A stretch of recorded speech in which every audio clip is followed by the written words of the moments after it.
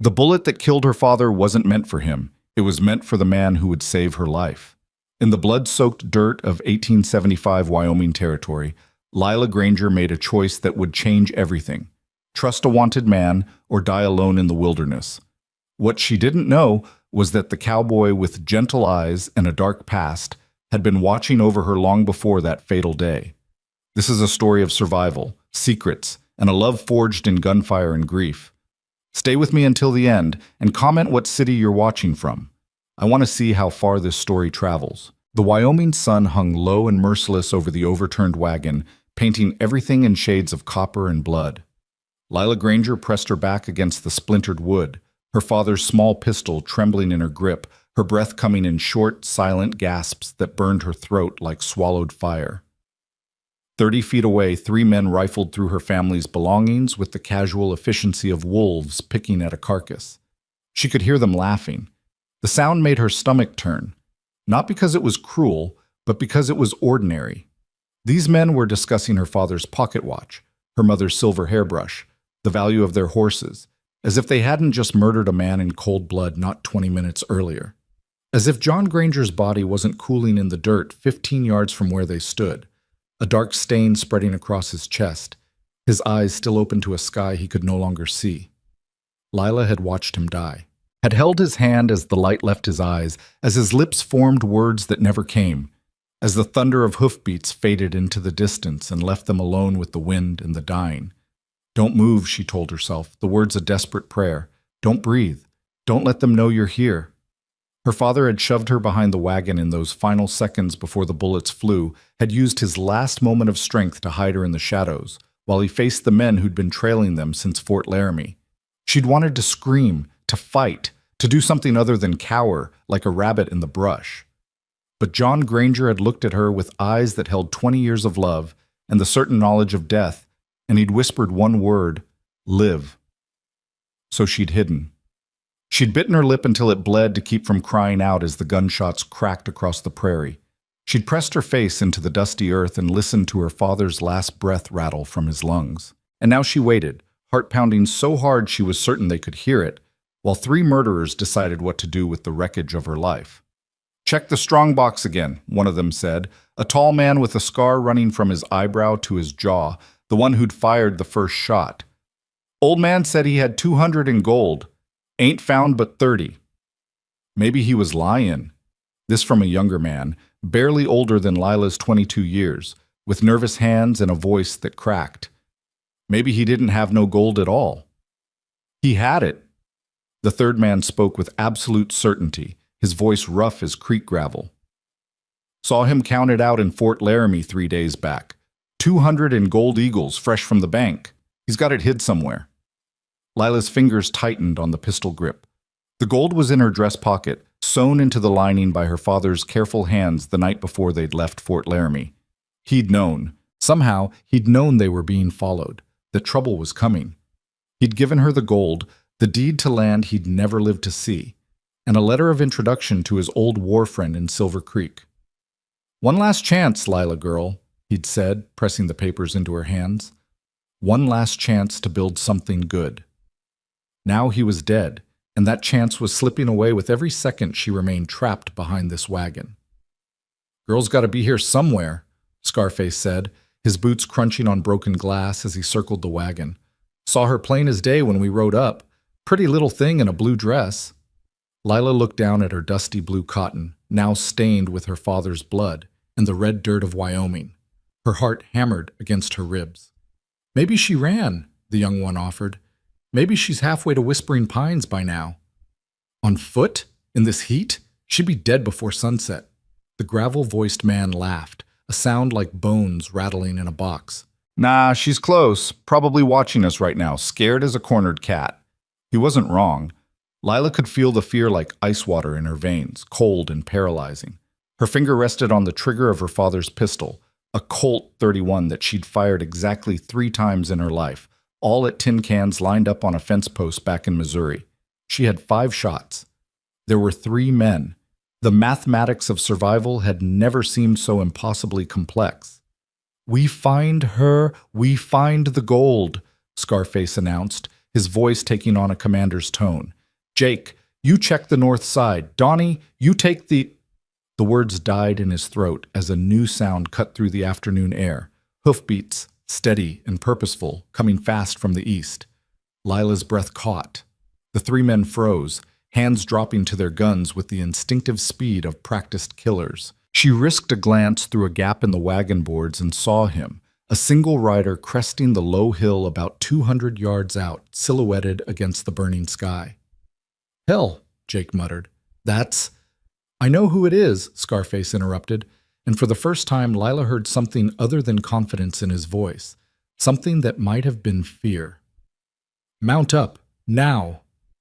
But the girl— "Now, Jake, unless you want to explain to Cole Mercer why you're picking over a dead man's belongings." The name meant nothing to Lila, but the effect it had on the three outlaws was immediate and profound. They scattered like startled crows, scrambling for their horses with a speed that suggested this Cole Mercer was someone even killers feared. Within seconds, they were mounted and riding hard to the west, leaving behind a cloud of dust and the ruins of everything Lila had left in the world. She stayed frozen behind the wagon, pistol raised, as the hoofbeats of the fleeing men faded into the distance and the approaching rider drew closer, closer, until she could hear the creak of leather, the jingle of spurs, the steady breathing of a horse that had been pushed hard but not cruelly. The hoofbeats stopped. "Ma'am," a voice said, low and careful, the kind of voice a man uses when approaching a wounded animal. "I don't mean you any harm, but if you're pointing a gun at me, I'd appreciate knowing it before I step down." Lila's hands shook so badly she nearly dropped the pistol. She opened her mouth to speak, but no sound came out, just a dry rasp that might have been words or might have been the last gasp of her courage leaving her body. "I'm going to dismount now," the voice continued, still calm, still gentle.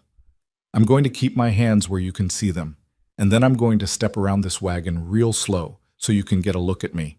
That sound all right to you?" It didn't sound all right. Nothing about this day sounded all right. But Lila found herself nodding, then realized he couldn't see her and managed to force out a single word. "Yes." The man appeared around the edge of the wagon like a ghost taking form in the fading light. Tall, maybe 6 feet or better, with broad shoulders beneath a dusty brown duster and a black hat pulled low enough to shadow his eyes. His hands were raised to shoulder height, palms out, showing her he held no weapon. But Lila could see the gun belt at his hip, the worn leather holster that spoke of long use, the easy way he stood that suggested he knew exactly how to use what he carried.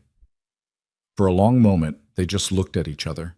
This strange cowboy with his raised hands and careful stance, and Lila, still pressed against the wagon with her father's pistol pointed at his chest, her face streaked with tears and dust, her dress dark with blood that wasn't hers. Then his eyes, shadowed beneath the hat brim, shifted past her to the body lying in the dirt, and something in his expression changed, softened, filled with a sorrow that looked too deep and too old to be for a stranger.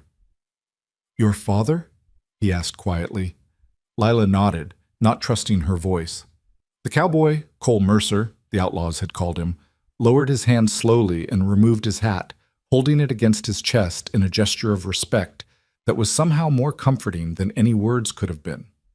His hair was dark, touched with copper by the setting sun, and his eyes, when she could finally see them, were a startling shade of gray-blue, like storm clouds over deep water.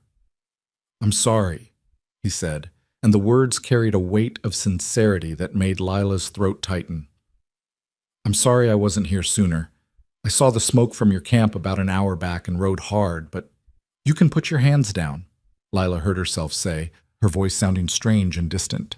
"And I should probably stop pointing this at you." A ghost of a smile touched his lips. "Would appreciate that, ma'am, though I understand if you'd rather keep it handy. You don't know me from Adam, and I'm a stranger riding up on you at the worst moment of your life. Smart to be cautious."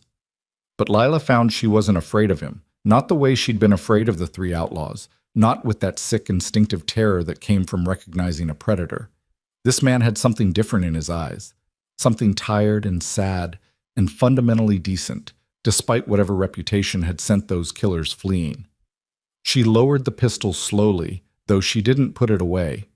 Cole Mercer nodded, accepting this, and settled his hat back on his head. Those men who just rode out, did they hurt you? No, my father, he hid me. Before they could, the words stuck in her throat like broken glass. All right. Cole's voice remained steady, gentle. That's all right. You don't have to explain. I can see what happened here. He looked around at the overturned wagon, the scattered belongings, the two dead horses shot where they'd stood in their traces. His jaw tightened almost imperceptibly, but his voice stayed calm when he spoke again. My name's Cole Mercer. I work at the Pierce Ranch about 15 miles south of Whispering Pines. I'm here to help you bury your dead and get you somewhere safe. If you'll let me.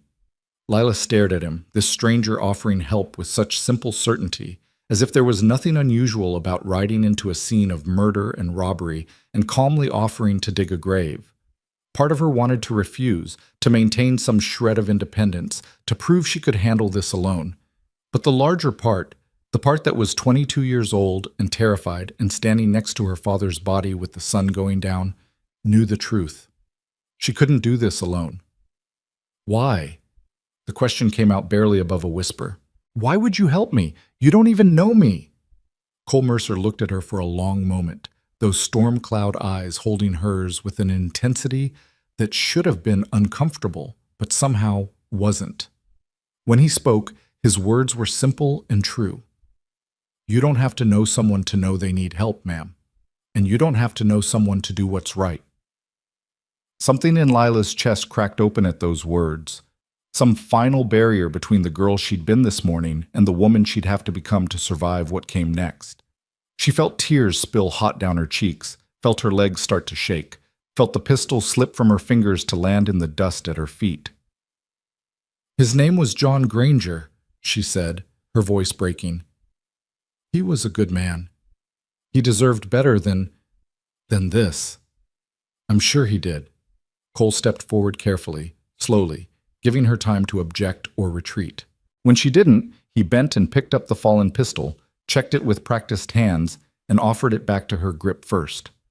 And we're going to see he gets buried with the respect a good man deserves. But first, I need to ask you something important. Lila took the pistol, her fingers numb. What? Those men who were here, did they take anything from you? Anything at all? She shook her head. They didn't find what they were looking for. Cole's eyes sharpened slightly, but he didn't press. Good. That's good.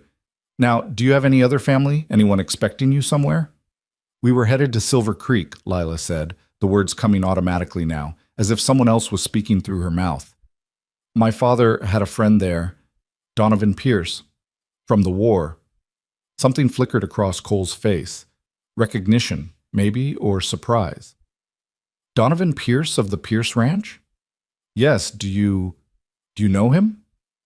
I work for him, Cole said quietly. He's a good man. One of the best I've ever known. If your father was his friend, then you've got safe harbor waiting for you, Miss Granger. Lila Granger. Miss Granger. Cole inclined his head slightly, a gesture that was somehow both respectful and comforting. I'm going to help you through this, but we need to move fairly quick. Sun's going down, and this isn't country to be out in after dark. Can you tell me where you'd like your father buried? Lila looked around at the endless prairie, the rolling hills that stretched to every horizon, the vast emptiness that had swallowed her father's last breath. She'd never felt so small, so lost, so utterly alone in all her life. Then her eyes found it. A solitary elm tree about 50 yards to the north, standing alone on a low rise, its branches spreading wide against the darkening sky. Her father had loved trees, had talked endlessly about the forests of Missouri, about shade and shelter and the way leaves sounded in the wind. He'd been headed west to claim land, to build a house, to plant an orchard. He'd wanted to grow things in this harsh country. There, she said, pointing to the elm, under that tree, so he'll have shade. Cole followed her gaze and nodded. It's a good spot, peaceful. Can you gather what belongings you want to keep while I prepare the site? For the next hour, as the sun painted the sky in shades of fire and blood, Lila moved through the wreckage of her former life like a sleepwalker. She salvaged her mother's Bible, the only thing she had left of the woman who'd died bringing her into the world.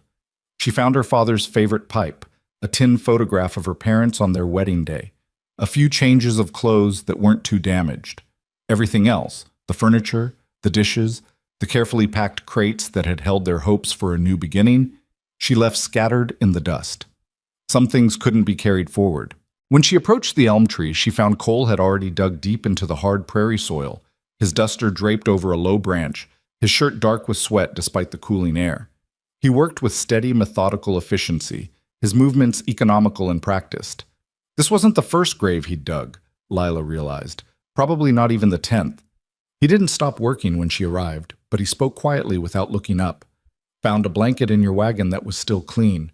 Thought we could wrap him properly, if that's all right with you. Lila felt fresh tears prick her eyes. The kindness of this stranger, this man who owed her nothing, was almost harder to bear than the cruelty of the ones who'd killed her father.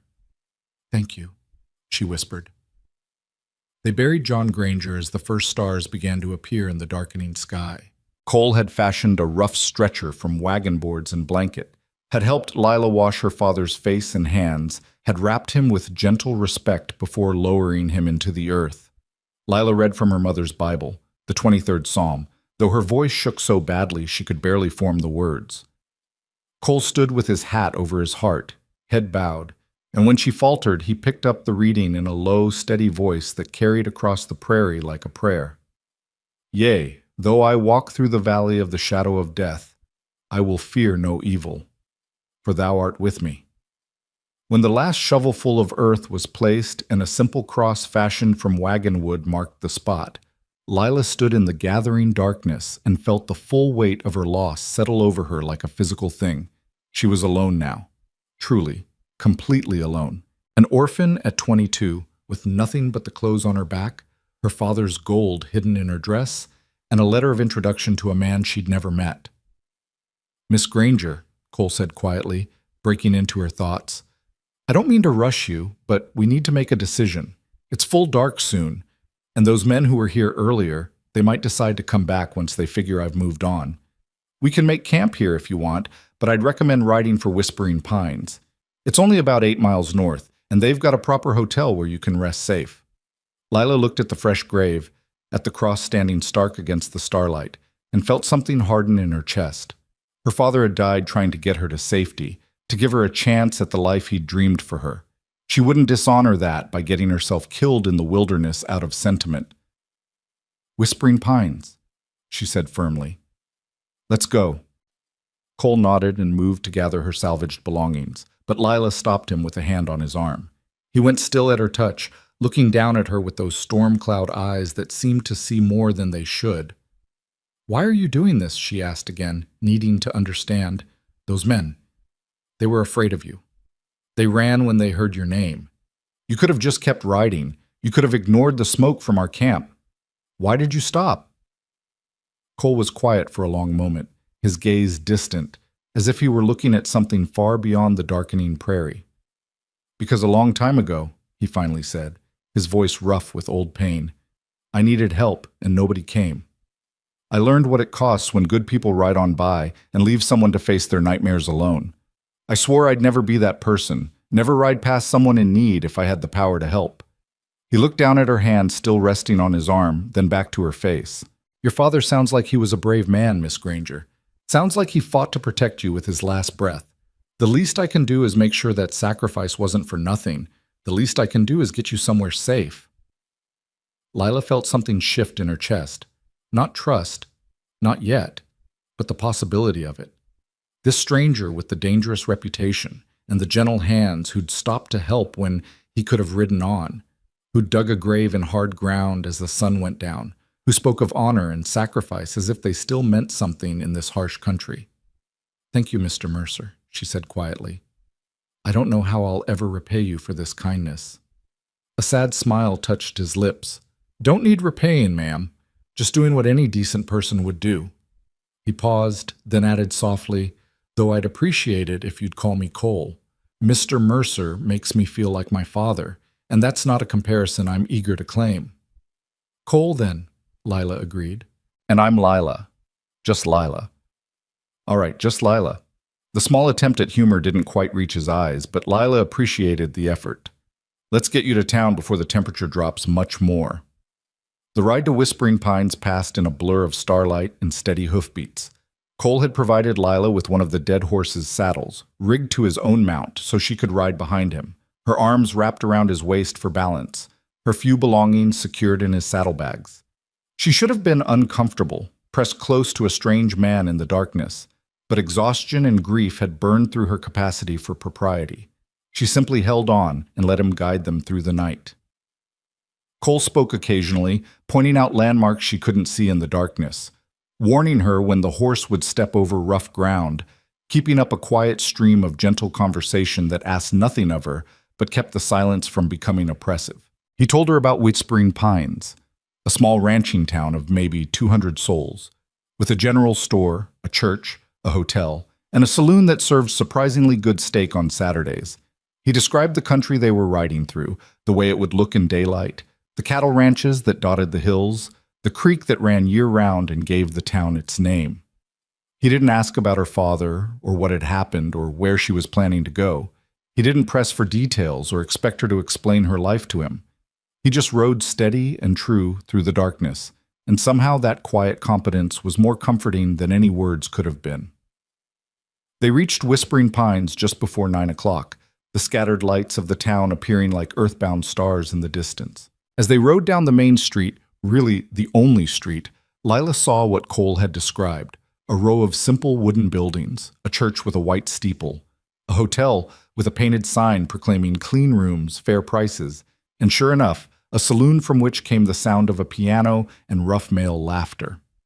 Cole guided the horse to the hotel and dismounted smoothly before reaching up to help Lila down. Her legs nearly buckled when her feet touched the ground. She'd been riding for hours, and before that, crouched behind the wagon in terror. Her body felt like it belonged to someone else, all strange angles and unreliable joints. Cole steadied her with a hand at her elbow, his grip firm but gentle. "Easy now. Take a minute to get your bearings."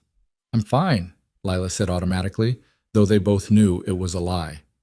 "Of course you are," Cole agreed mildly, not letting go until she was steady on her feet. "But you've had a hell of a day, and there's no shame in admitting it. Come on, let's get you inside." The hotel lobby was small but clean, with worn but serviceable furniture and a desk where a middle-aged woman with kind eyes looked up from her ledger as they entered. Her expression shifted from welcome to concern as she took in Lila's disheveled appearance, the blood on her dress, the haunted look in her eyes. "Good Lord, Cole," the woman said, coming around the desk. "What happened?" "Trouble on the trail, Mrs. Hendricks," Cole said quietly. "Miss Granger here lost her father to bandits this afternoon. She needs a room, a hot bath, a meal, and somewhere safe to rest. Can you help her?" Mrs. Hendricks' face softened with immediate sympathy. Of course, you poor dear." She turned to Lila and took her hands in a gentle grip. "I'm so sorry for your loss, Miss Granger. Come with me. I'll get you sorted out right away. Cole, you'll stay for coffee at least?" "Can't tonight, ma'am. Need to ride out to the ranch and let Mr. Pierce know what's happened."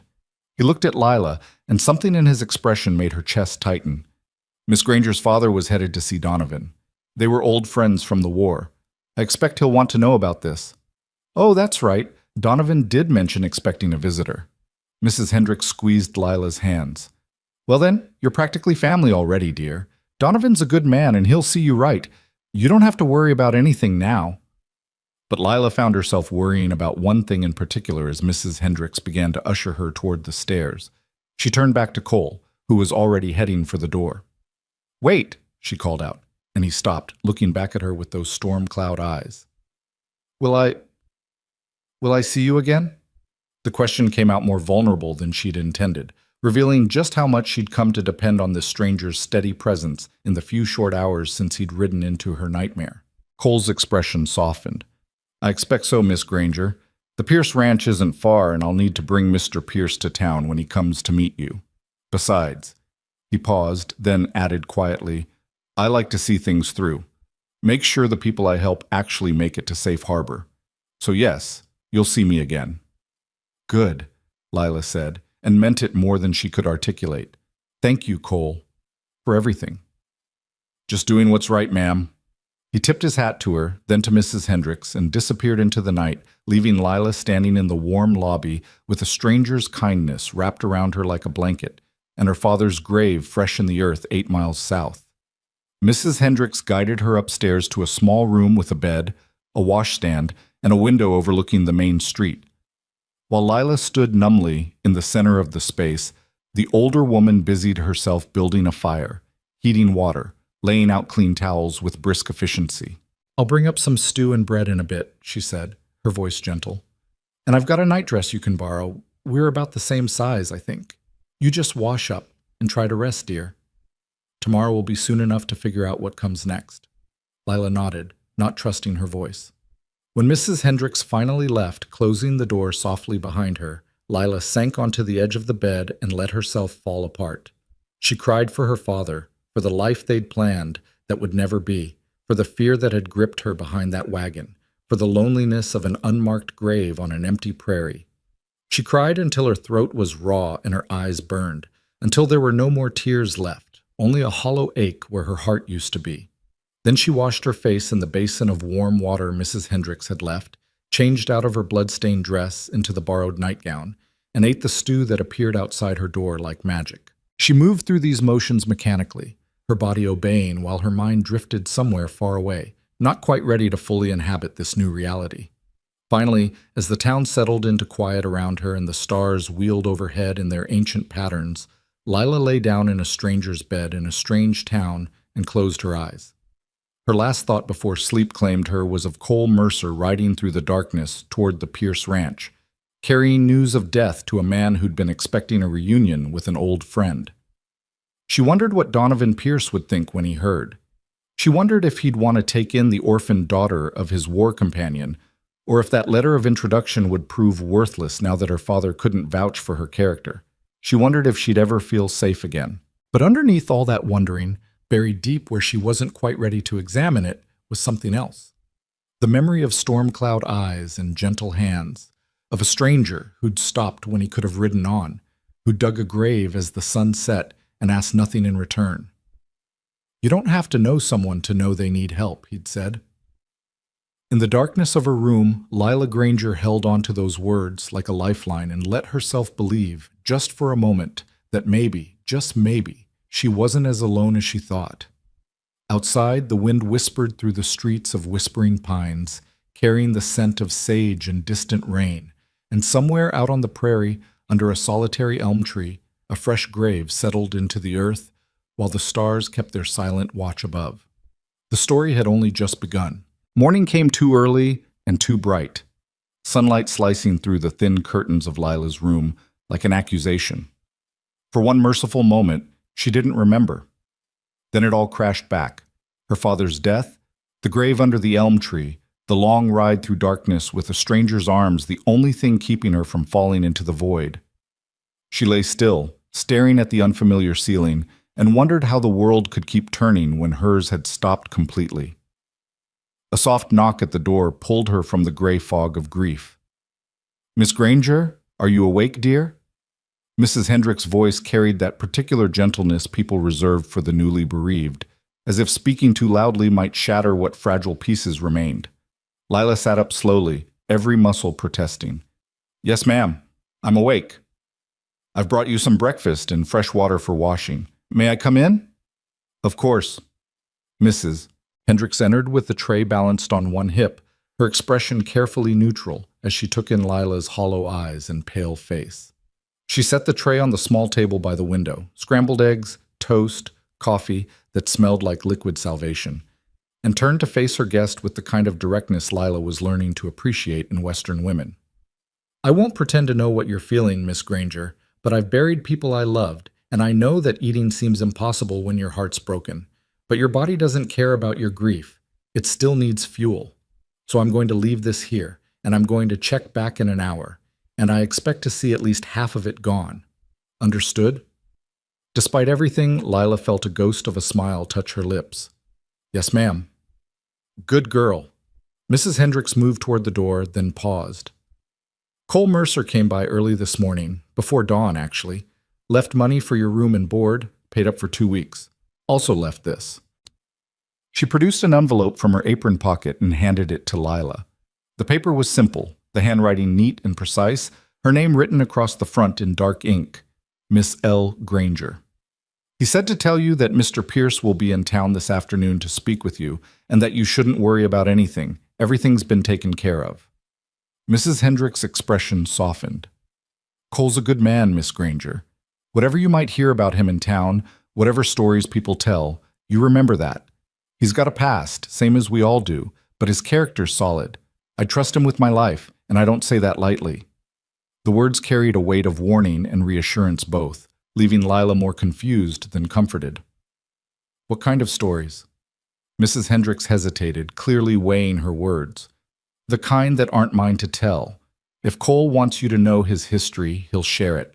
And if other people want to gossip, well, that's their prerogative. But I'm telling you what I know from 5 years of watching that man live in this town.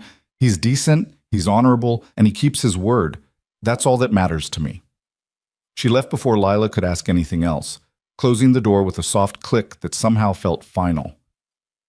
Alone again, Lila turned the envelope over in her hands, noting the wax seal pressed into the back, a simple circle with no distinguishing marks. She broke it carefully and unfolded the single sheet of paper inside. Miss Granger, I've arranged for your lodging and meals at the hotel for the next 2 weeks. Mrs. Hendricks is a good woman and will see to whatever you need. I've also spoken with Mr. Pierce, and he'll be coming to town this afternoon around 3 o'clock to meet with you. He was deeply grieved to hear about your father's passing and asks that you not worry about your circumstances. He considers you family by virtue of your father's friendship, and he'll honor whatever plans your father made for your future. I've taken the liberty of arranging for a small sum to be made available to you at the general store should you need anything before Mr. Pierce arrives. Please don't hesitate to make use of it. Consider it a loan if it makes you more comfortable, though I give it freely. I'm sorry I can't be there when Mr. Pierce arrives to meet you, but ranch business calls me away for a few days. I want you to know that your father was buried with honor and respect, and his grave will be tended and marked properly. You have my word on that. If you need anything at all, Mrs. Hendricks knows how to reach me. Respectfully, Cole Mercer. Lila read the letter 3 times, each pass revealing new layers of thoughtfulness. He'd anticipated her needs before she'd even recognized them herself. Shelter, food, money, introductions. He'd eased her path forward with quiet efficiency, asking nothing in return, not even her gratitude. And he'd promised to care for her father's grave. Something in her chest cracked open at that detail, and she found herself crying again, not the racking sobs of last night, but quiet tears that slipped down her cheeks as she held the letter against her heart. This stranger had shown her more kindness in 12 hours than some people showed in a lifetime, and she didn't even know why. You don't have to know someone to know they need help. Maybe that was reason enough. She forced herself to eat half the breakfast as promised, though it tasted like ash in her mouth. Then she washed and dressed in the least damaged of her salvaged dresses, a simple gray cotton that seemed appropriate for morning, and spent the morning sitting by the window, watching whispering pines wake up and go about its business with the surreal normalcy of a world that hadn't ended. At precisely 3 o'clock, a handsome carriage pulled up in front of the hotel, driven by a gray-haired man with military bearing and eyes that had seen hard things. He climbed down with the careful movements of someone whose body remembered old wounds, straightened his vest with automatic precision, and disappeared into the hotel. 5 minutes later, Mrs. Hendricks knocked on Lila's door. "Mr. Pierce is here, dear. Are you ready?" Lila smoothed her skirt with trembling hands. "As ready as I'll ever be, sirs." She followed Mrs. Hendricks downstairs to the small parlor off the main lobby, where the gray-haired man stood examining a painting on the wall with the kind of attention that suggested he was giving her time to compose herself. He turned as she entered, and Lila saw her father's face ghost across his expression, recognition, memory, and then a sorrow so deep it made her own grief feel less lonely. "Miss Granger," he said, his voice roughened by emotion. "I'm Donovan Pierce.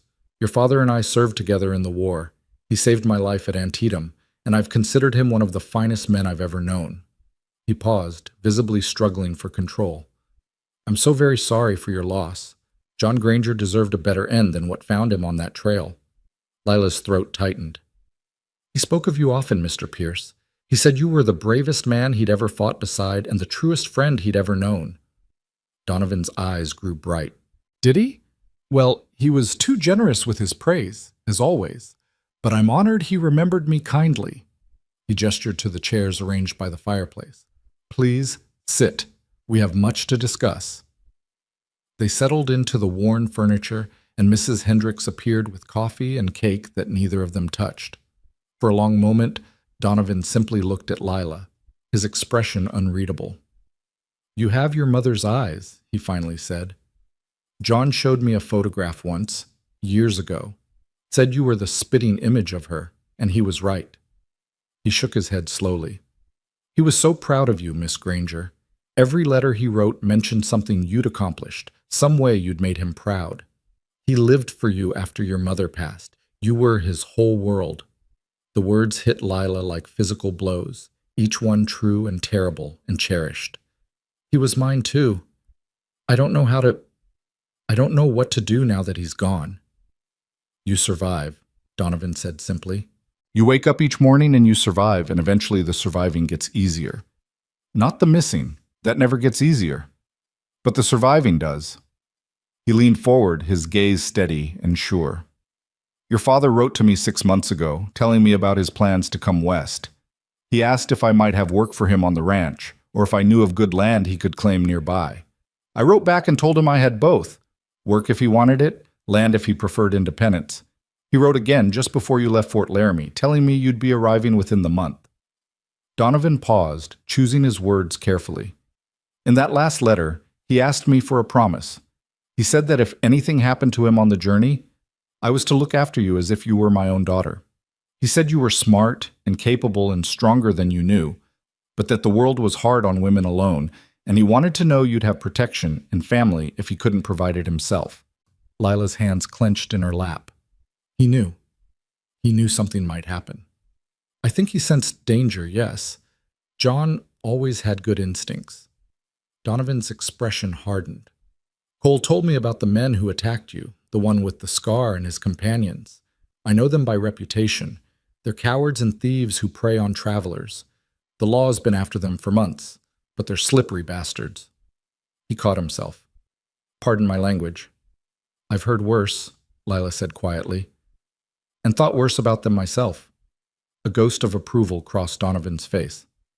I imagine you have. Well, I've put word out with the sheriff that I want those men found and brought to justice for John's murder. It may take time, but they'll answer for what they've done. You have my word on that. Thank you. Lila met his eyes directly. But what I need to know, Mr. Pierce, is whether your promise to my father still stands. Whether you're willing to take in a stranger just because a dead man asked you to. Donovan didn't hesitate. You're not a stranger, Miss Granger. You're John Granger's daughter, which makes you family. And yes, my promise stands. I have a large house on a working ranch with more rooms than I need and more work than I can handle alone. You're welcome to stay as long as you like, as a guest, as family, or as an employee if you'd prefer to earn your keep. The choice is entirely yours. The relief that flooded through Lila was almost painful in its intensity. I'd prefer to earn my keep, if that's possible. I'm not afraid of hard work, and I'd rather be useful than ornamental. Spoken like John's daughter. Donovan smiled for the first time, and it transformed his stern features into something warm and welcoming. I can always use help with the books and correspondence. My foreman handles the ranch operations, but the business side has gotten complicated as we've expanded. If you've got a head for numbers and can write a decent letter, you'd be doing me a genuine service. I can do both, Lila assured him. My father made sure I was educated. I can read, write, cipher, and keep accounts. I even know a bit of Spanish and French. Then you're overqualified, and I'm fortunate. Donovan stood, offering her his hand. Welcome to the Pierce Ranch, Miss Granger. I think you and I are going to get along just fine.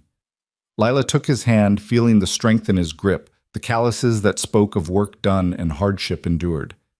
Thank you, Mr. Pierce. I promise I won't be a burden. Call me Donovan, please. And the only burden would be you thinking you have to earn your place with me. You already have it, by right of your father's friendship and your own merit. He released her hand and moved toward the door. Now, I'm going to let you rest for tonight, but tomorrow I'll send a wagon to collect you and your belongings. The ranch is about 15 miles south and west. Beautiful country once you get used to the emptiness. We'll get you settled, and you can start whenever you feel ready." "Tomorrow is fine," Lila said quickly. "I'd rather not spend more time here than necessary. Not because of Mrs. Hendricks, she's been wonderful, but sitting idle with my thoughts isn't helping anything." Donovan nodded understanding. "Grief needs occupation. I learned that myself after I lost my wife 10 years ago. The work won't make you forget, but it'll give you somewhere to put the pain until you're ready to face it properly." He paused at the doorway. "One more thing. Cole Mercer is my foreman and lives on the ranch. I don't know what he told you about himself, but I want you to know that he's a good man who's had bad luck, and I trust him absolutely.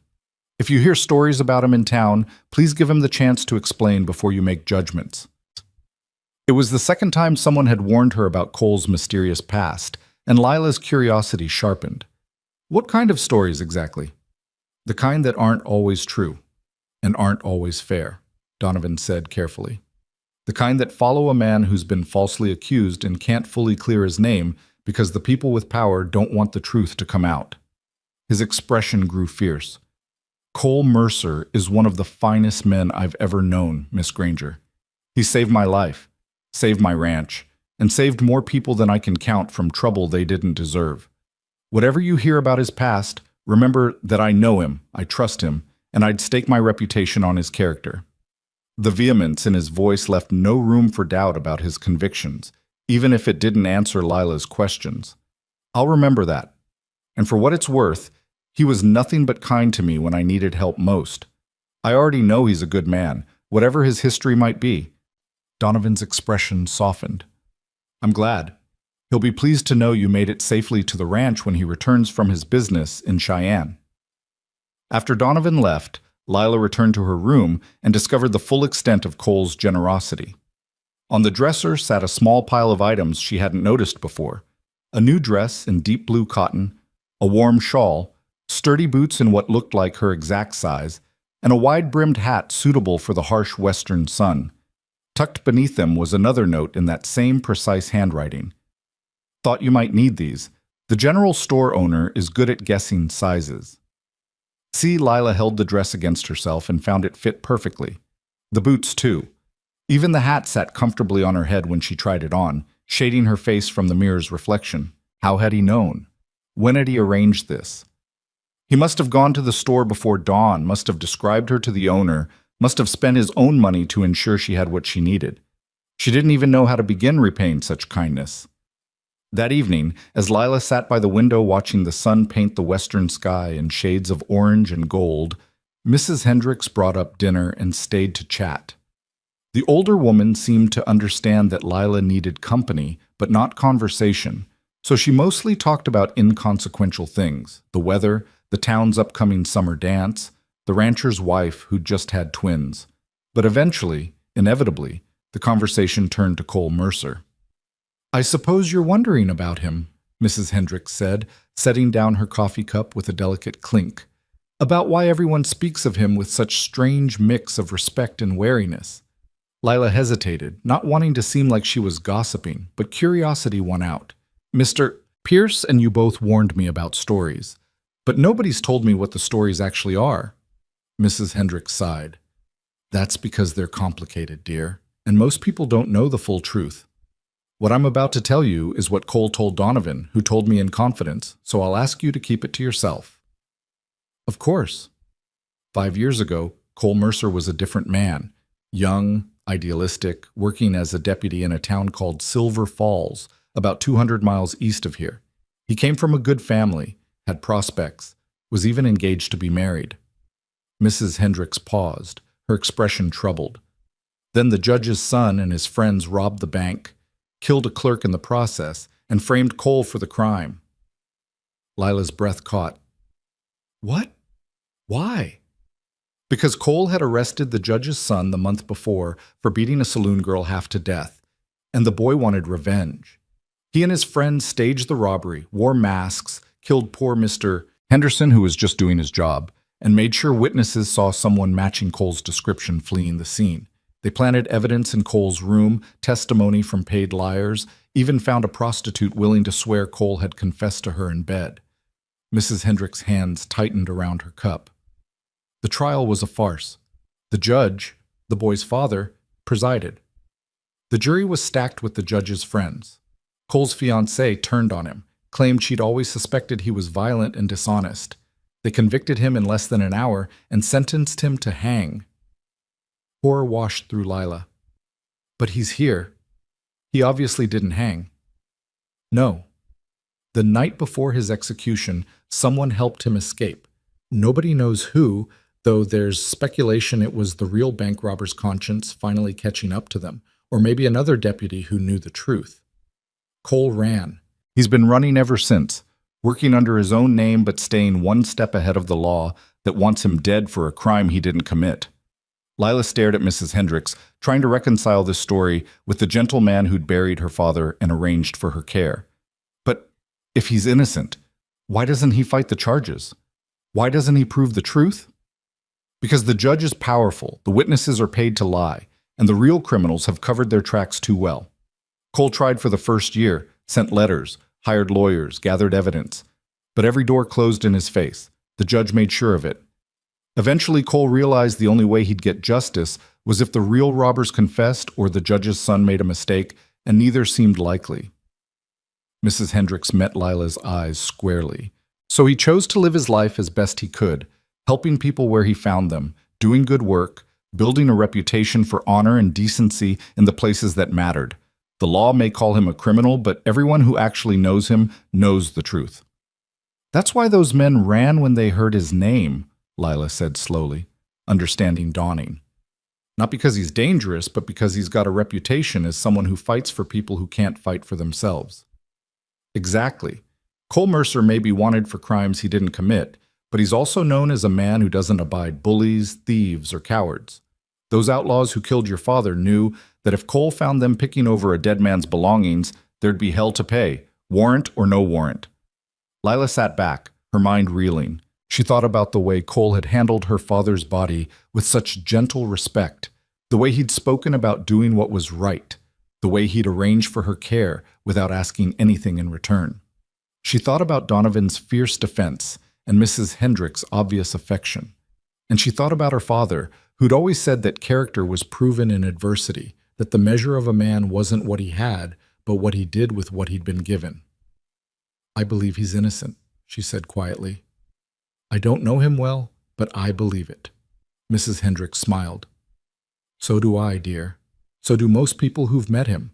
But belief doesn't change the law, and the law says he's a killer and a thief. So he lives carefully, works honestly, and hopes that someday the truth will come out." She stood, collecting their dishes. "But that's enough heavy talk for one night. You should rest. Tomorrow's a new beginning for you." The next morning dawned clear and bright, and Lila woke feeling something she hadn't expected: anticipation. The grief was still there, would probably always be there, but underneath it ran a current of possibility. She was going to start a new life at the Pierce Ranch, going to make herself useful, going to honor her father's dream of building something good in this harsh country. The wagon arrived at 10 o'clock, driven by a cheerful young cowboy who introduced himself as Tommy Birch and insisted on carrying all of Lila's meager belongings himself, despite her protests. "Mr. Pierce would have my hide if I let a lady carry her own bags," he said with a grin that suggested he'd never encountered a hardship that could dim his good humor. "Besides, you're practically family, Miss Granger. Mr. Pierce told everyone how you're his old friend's daughter and how we're all to treat you respectful and make sure you settle in proper." The ride to the ranch took them through country that took Lila's breath away despite her grief. Rolling hills covered in grass that rippled like water in the wind, distant mountains purple against the horizon, creeks cutting silver paths through the land. Tommy kept up a running commentary, pointing out landmarks and telling stories about the ranch, with the enthusiasm of someone who genuinely loved his work. "That's where Cole broke the Mustang nobody thought could be tamed," he said, gesturing to a wide meadow. "And over there's where we found the lost cattle during the blizzard last year. Cole tracked them through snow so deep it came up to the horses' bellies. Man's got a gift for reading land and animals both." There was that name again, spoken with the kind of respect that couldn't be faked. Whatever the law said about Cole Mercer, the people who worked with him clearly held him in high regard. The Pierce Ranch came into view as they crested a final hill, and Lila felt her breath catch. The main house was larger than she'd expected, a sprawling two-story structure of wood and stone with a wide porch that wrapped around three sides. Outbuildings dotted the landscape, bunkhouses, barns, corrals, storage sheds, all well-maintained and purposeful. Cattle grazed in distant pastures, and horses moved in the nearest corral with the kind of sleek health that spoke of good care. It looked like exactly what it was, a successful ranch run by someone who understood the land and the business both. Donovan emerged from the house before the wagon had fully stopped, his face lighting with genuine welcome. "Miss Granger, welcome home." Home. The word settled into Lila's chest with unexpected weight. She'd lost one home when her father died, but maybe, just maybe, she was finding another. The next few hours passed in a blur of introductions and tours. Donovan showed her through the house, giving her a spacious bedroom on the second floor with windows overlooking the western hills and her own private washroom, luxuries she hadn't expected. He introduced her to Maria, the housekeeper who ran the domestic side of the ranch with cheerful efficiency, and to various ranch hands who tipped their hats and welcomed her with varying degrees of shyness and curiosity. By evening, Lila's head spun with names and faces and information, but underneath the overwhelm ran a current of something she hadn't felt since her father's death. Belonging. That night, after a dinner of beef stew and fresh bread eaten in the warm glow of Donovan's dining room, Lila stood on the upstairs balcony outside her room and watched the stars emerge in the darkening sky. The wind carried the scent of grass and cattle and possibility, and for the first time since that terrible afternoon behind the wagon, she felt something other than grief. She felt hope. Somewhere out on the prairie, under a solitary elm tree, her father's grave marked the end of one journey. But here, on this ranch, in this vast country with these good people, another journey was just beginning. And when Cole Mercer returned from Cheyenne, she would thank him properly, for the Cole Mercer returned to the Pierce Ranch on a Saturday afternoon in late June, riding in with the kind of quiet competence that marked everything he did. Lila saw him first from the office window where she'd been working on the quarterly accounts, her pen pausing mid-stroke as she watched him dismount in the yard below. 3 weeks had passed since that terrible day on the trail. 3 weeks since she'd last seen those storm cloud eyes, and she was surprised by how her heart lifted at the sight of him. She'd thought about him often during those weeks, usually late at night when grief made sleep impossible, and she found herself replaying every moment of that day. His steady voice in the darkness, his gentle hands helping her bury her father, the way he'd arranged everything for her comfort without ever making her feel like a charity case. She'd wanted to thank him properly, had rehearsed a dozen different speeches in her mind, but now that he was actually here, all her carefully prepared words evaporated like morning dew. By the time she made it downstairs, Cole was already deep in conversation with Donovan on the front porch, their heads bent over what looked like shipping manifests. She hesitated in the doorway, suddenly uncertain, but Donovan glanced up and waved her over with a smile. "Lila, perfect timing. Cole's just returned from Cheyenne with news about the cattle contracts." He turned to his foreman. "Cole, you remember Miss Granger?" "Of course." Cole removed his hat, and Lila saw something shift in his expression when he looked at her. Relief, maybe, or satisfaction at finding her safe and settled. "Miss Granger, it's good to see you looking well." "Thanks to you," Lila said, finding her voice at last. "Mr. Mercer, I need to thank you for everything you did for me. The room, the clothes, the arrangements with Mr. Pierce. It was far more than anyone could have expected, and I'm deeply grateful." A faint color rose in Cole's cheeks, as if her gratitude embarrassed him. "You needed help. I was able to provide it. That's all there is to it." "That's not all there is to it, and you know it," Lila insisted. "You went out of your way for a complete stranger, and I want you to know it meant everything to me. Still means everything." Cole met her eyes for a long moment, something unreadable passing across his face. "You're welcome, Miss Granger. I'm just glad you found safe harbor here." "She's been a godsend," Donovan interjected, clearly sensing the need to ease the tension. Already reorganized my entire filing system, caught 3 errors in the feed supplier's invoices, and managed to negotiate better terms on our freight contracts. I don't know how I managed before she arrived. I just applied basic accounting principles, Lila protested, though she couldn't help feeling pleased at the praise. Anyone with proper training could have done the same. Except nobody else did, Donovan countered. You've saved the ranch a considerable sum already, and you've only been here 3 weeks. I'd call that more than basic accounting. Cole's expression shifted to something that might have been approval. Always did say you needed someone who understood business, not just cattle. Sounds like you finally found her. That I did, Donovan clapped Cole on the shoulder. Now, you must be exhausted from the road. Why don't you get settled and we'll discuss the Cheyenne contracts at dinner? Lila's been joining me for meals since she arrived. I'd be pleased if you'd join us as well. We can make it a proper business discussion. Something flickered across Cole's face. Hesitation, maybe, or uncertainty. I wouldn't want to intrude on your hospitality, sir. I can take my meal with the hands like usual. Nonsense. You're my foreman, and this concerns ranch business. Besides, I think Miss Granger would appreciate hearing about your trip to Cheyenne. You passed near Fort Laramie, didn't you? Cole's eyes found Lila's, a question in them. She realized with a start what Donovan was suggesting. Cole had gone to her father's grave, had checked on it, had probably done whatever needed doing to ensure it was properly tended. I did pass through that area, Cole said carefully. Made a stop to see that everything was as it should be. Lila's throat tightened. And was it? It was. The grave's well marked now, with a proper headstone. Had it carved in Cheyenne before I rode out. White marble with his name, dates, and a line from that psalm you read at the burial. The Lord is my shepherd, I shall not want. Figured it was fitting. The tears came before Lila could stop them, hot and sudden, and full of a grief that was still too raw to be fully processed. Cole had done this. Had spent his own money on a marble headstone for a man he'd never met. Had chosen words that honored both her father and the moment they'd laid him to rest. Had cared enough to make sure John Granger didn't lie in an unmarked grave on the empty prairie. Thank you, she managed, her voice barely above a whisper. You didn't have to do that. I know, Cole said simply. But it seemed right. Donovan cleared his throat, his own eyes suspiciously bright. Well then, that settles it. Dinner at 6, Cole. I'll expect you at the house, and I won't take no for an answer. Dinner that evening was both easier and harder than Lila had anticipated.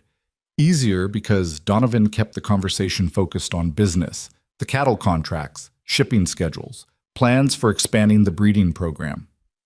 Harder because she found herself acutely aware of Cole's presence across the table, the way his hands moved when he gestured, the low rumble of his voice when he spoke, the occasional flash of humor that lit his eyes when Donovan told stories about the ranch's early days. She'd thought she had his measure, had believed she understood who Cole Mercer was based on their brief encounter and the stories people told. But watching him now in the warm lamplight of Donovan's dining room, she realized there were depths to this man she hadn't begun to plumb. He spoke about cattle and land with the knowledge of someone who'd spent years studying both, discussed financial projections with the ease of an educated man, and treated Donovan with a respect that was clearly mutual and hard-earned. This was no simple cowboy, no rough ranch hand making his way in the world. This was a man of intelligence and capability who'd been dealt a terrible injustice and had somehow managed to build a life worth living despite it. You're quiet tonight, Lila, Donovan observed as Maria cleared their plates. Everything all right? Just thinking, Lila said, pulling herself back to the present, about how much has changed in such a short time. Change is the only constant out here, Cole said quietly. The land looks eternal, but everything's always shifting. Seasons, fortunes, circumstances. You learn to adapt or you don't survive. Spoken like a true frontiersman, Donovan said with a chuckle. Though I seem to recall you arrived here 5 years ago as green as spring grass, nearly got yourself killed trying to rope a wild stallion your second week. Cole's lips quirked. In my defense, nobody told me that particular stallion was famous for killing the last 3 men who tried to break him. You're lucky you just got trampled and not kicked to death, Donovan countered. Spent 2 weeks laid up with broken ribs while Maria threatened to quit if I kept hiring fool Eastern boys who don't know a Mustang from a milk cow. I learned, Cole said mildly, and I still maintain that if Tommy hadn't distracted me at the critical moment, I would have had that rope secure. Tommy was 12 years old and screaming because you were about to die, Donovan shot back, but he was grinning. But yes, you learned. Became the best horseman I've ever employed, and the only foreman I've had who actually understands that ranching is as much business as it is cattle. Lila found herself smiling despite the heaviness in her chest. There was an easy camaraderie between these two men, a bond forged through shared work and mutual respect. It reminded her of how her father used to speak about his war companions, not just as fellow soldiers, but as brothers who'd seen each other through hell and come out intact on the other side. Tell me about the Eastern stallion who nearly killed himself trying to rope horses, she said impulsively, looking at Cole. I'd like to hear how you ended up here. Cole's expression shuddered slightly, and Lila immediately regretted the question. But Donovan leaned back in his chair with the satisfied look of a man about to tell a favorite story. It's a good tale, and one worth telling. Cole here arrived 5 years ago on a half-dead horse with nothing but the clothes on his back and a letter of introduction from a mutual friend. I almost didn't hire him. He looked too refined for ranch work, too educated, too obviously running from something. But there was something in his eyes that reminded me of myself after the war, and I figured a man deserved a chance to prove himself. Cole shifted uncomfortably, but didn't interrupt. First month, he worked harder than any 3 men combined, trying to prove he belonged. Nearly worked himself to death, actually, collapsed in the barn one night from exhaustion and dehydration. Maria found him and read me the riot act about working my employees into early graves. Donovan's expression softened. After that, I sat him down and told him the truth. He didn't have to prove anything to me. I'd already decided he had the job. What he needed to prove was that he could accept help when he needed it, could trust people, could let himself be part of something bigger than just survival. Lila's eyes found Cole's, saw the careful blankness he'd adopted to hide whatever he was feeling. And did you? Accept help, I mean? Eventually, Cole said quietly. Took me longer than it should have. I'd spent so long running, so long trusting no one, that I'd forgotten how to be part of a community. Donovan taught me that not everyone was out to betray me, that some people meant what they said and honored their commitments. Some people, Donovan said firmly, recognized a good man having a run of bad luck and decided to help him find his footing again. Best decision I ever made. Hiring you. This ranch wouldn't be half what it is without your work. The sincerity in Donovan's voice was unmistakable, and Lila saw Cole blink rapidly, as if fighting unexpected emotion. She understood suddenly that this was more than employer and employee, more even than friendship. Donovan had given Cole something precious and rare. A place to belong, a purpose, a reason to stop running and start building.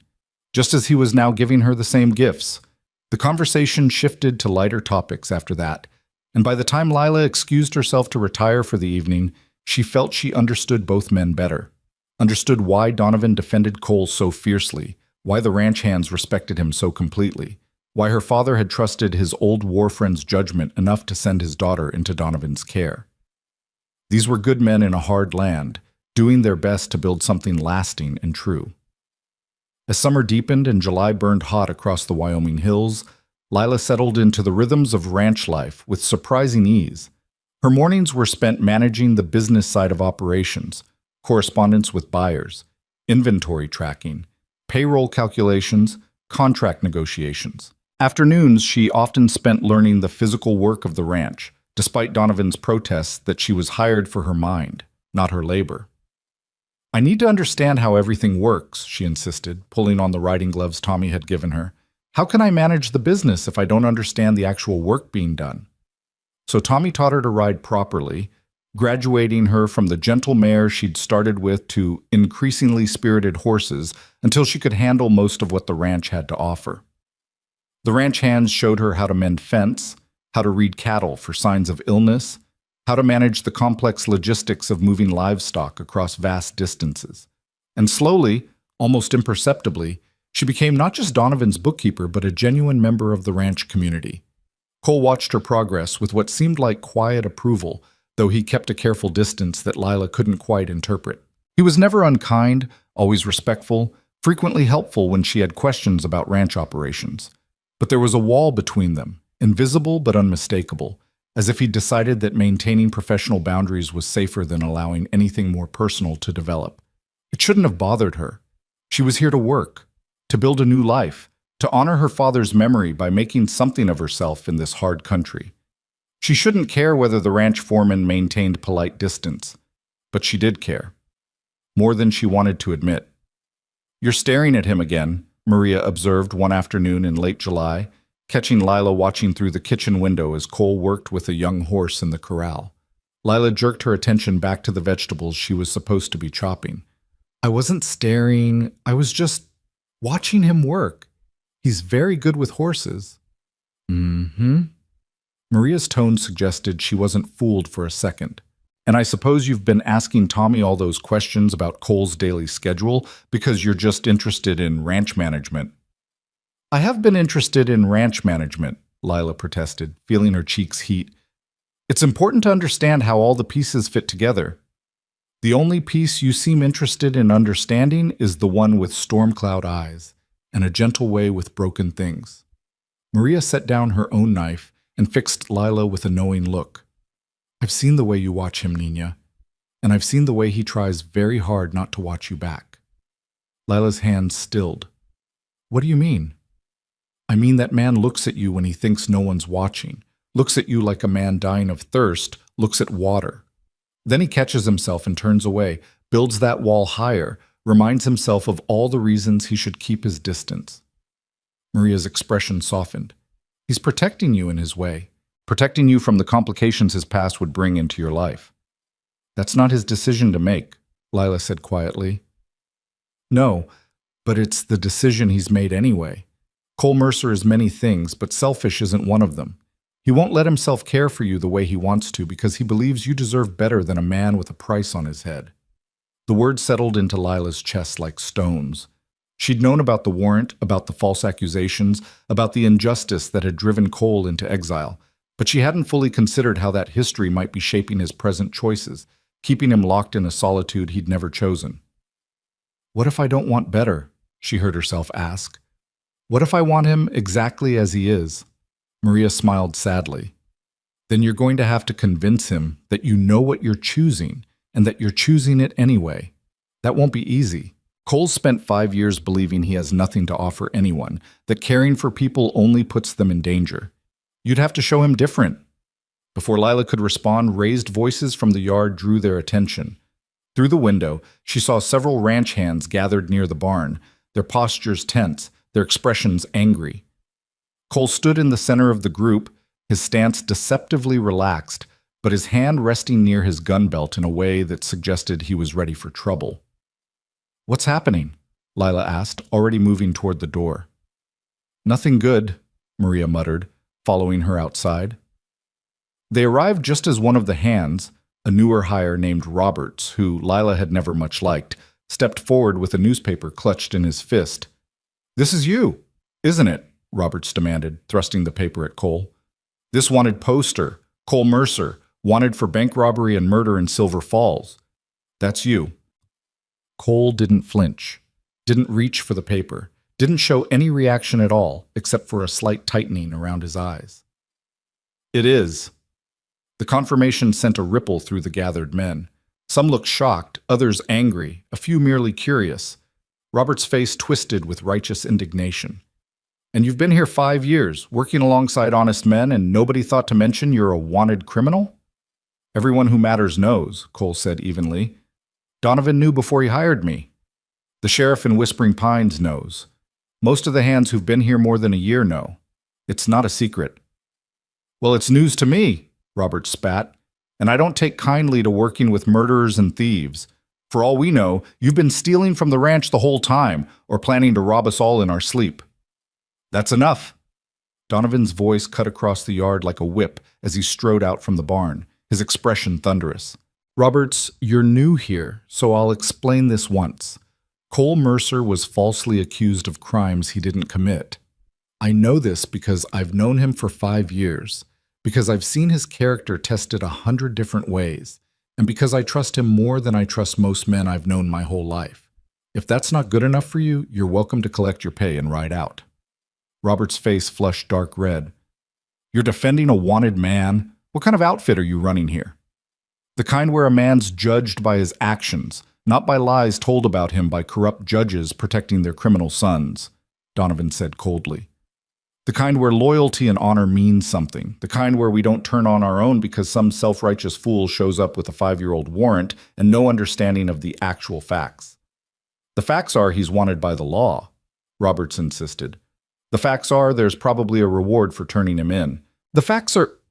Didn't get to finish because Cole moved with startling speed, closing the distance between them and yanking the newspaper from Robert's grip. The facts, Cole said quietly, his voice deadly calm, are that you're looking for an excuse to cause trouble and a reason to collect blood money. So here's what's going to happen.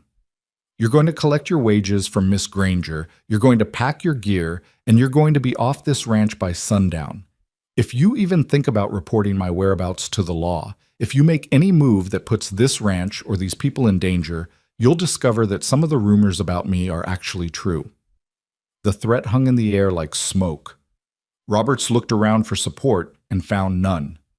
The other hands were watching with expressions that ranged from sympathetic to hostile, but all of them clearly sided with Cole over the troublemaker. "You can't throw me off," Roberts blustered. "I got rights." "You got the right to leave peacefully," Donovan said, "or the right to be forcibly removed. Your choice." Roberts looked between Donovan and Cole, seemed to measure his odds, and apparently decided discretion was the better part of valor. "Fine. But don't think this is over. Law's got a right to know there's a wanted man working here." "The law already knows," Cole said tiredly. "Sheriff Aldwin's known for 5 years. He's seen the evidence, knows the charges are false, and has chosen not to pursue it.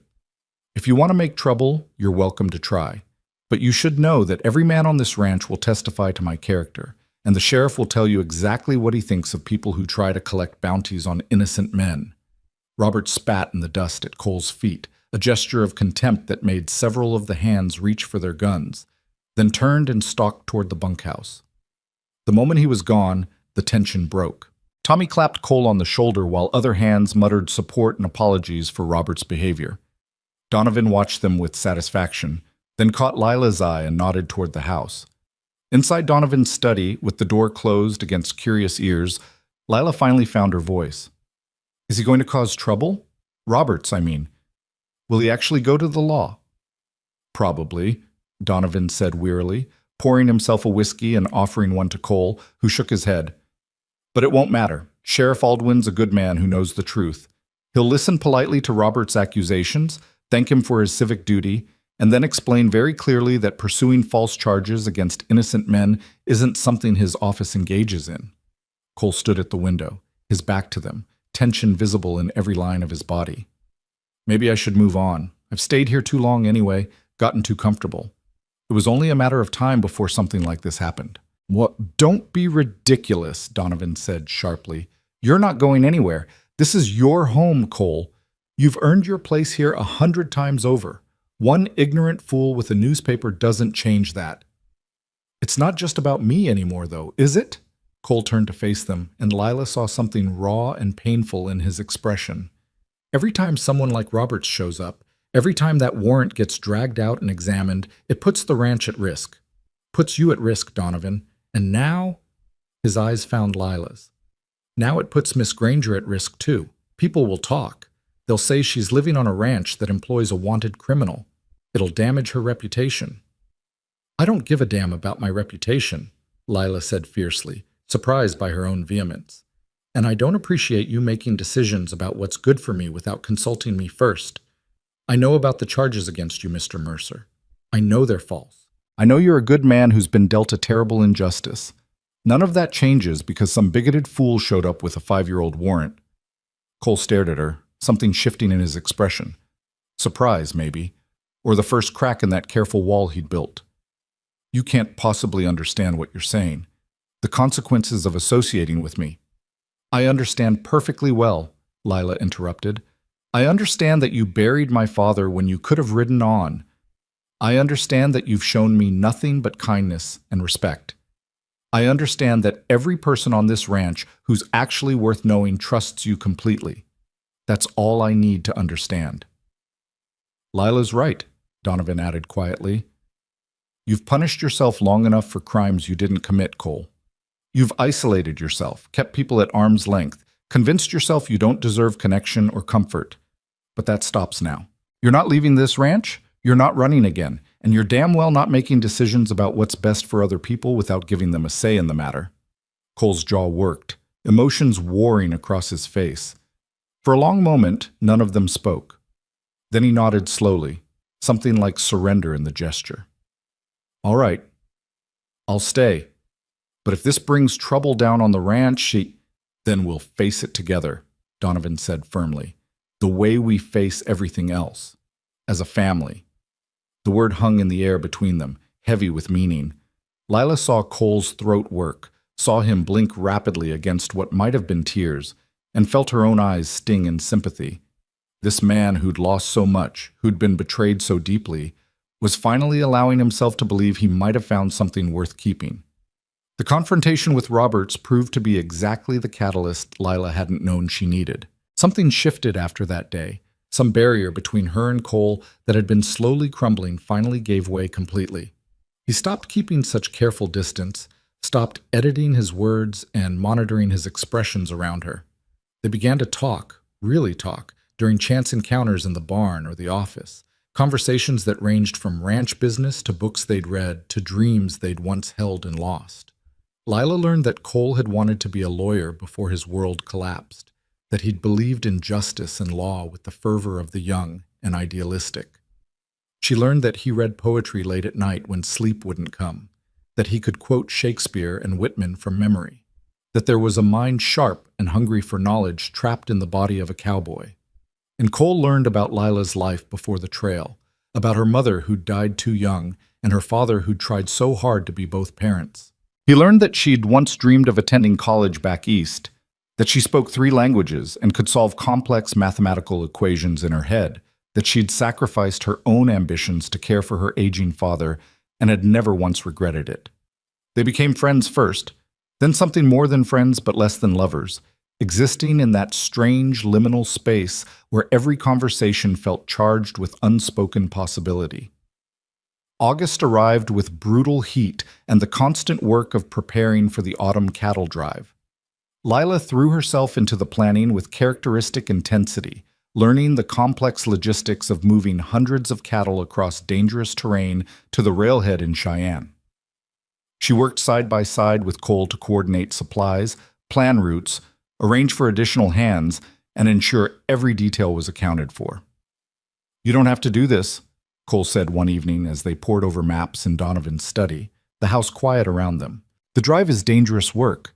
You could stay here and manage things from the ranch." "I could," Lila agreed, "but I want to understand the full scope of the operation. How can I accurately project costs and risks if I've never actually seen what the drive entails?" Cole looked at her for a long moment, something unreadable in his storm cloud eyes. "You're not like anyone I've ever met, Lila Granger." The use of her first name, without the formal Miss, sent a small thrill through her. "Is that good or bad?" "Good," he said quietly. "Definitely good. You're smart and capable and brave in ways most people never manage. Your father would be proud of who you've become." The compliment, delivered with such simple sincerity, made Lila's throat tight. "I hope so. I'm trying to build the kind of life he wanted for me, one with purpose and meaning and the courage to face hard things." "You're succeeding," Cole said.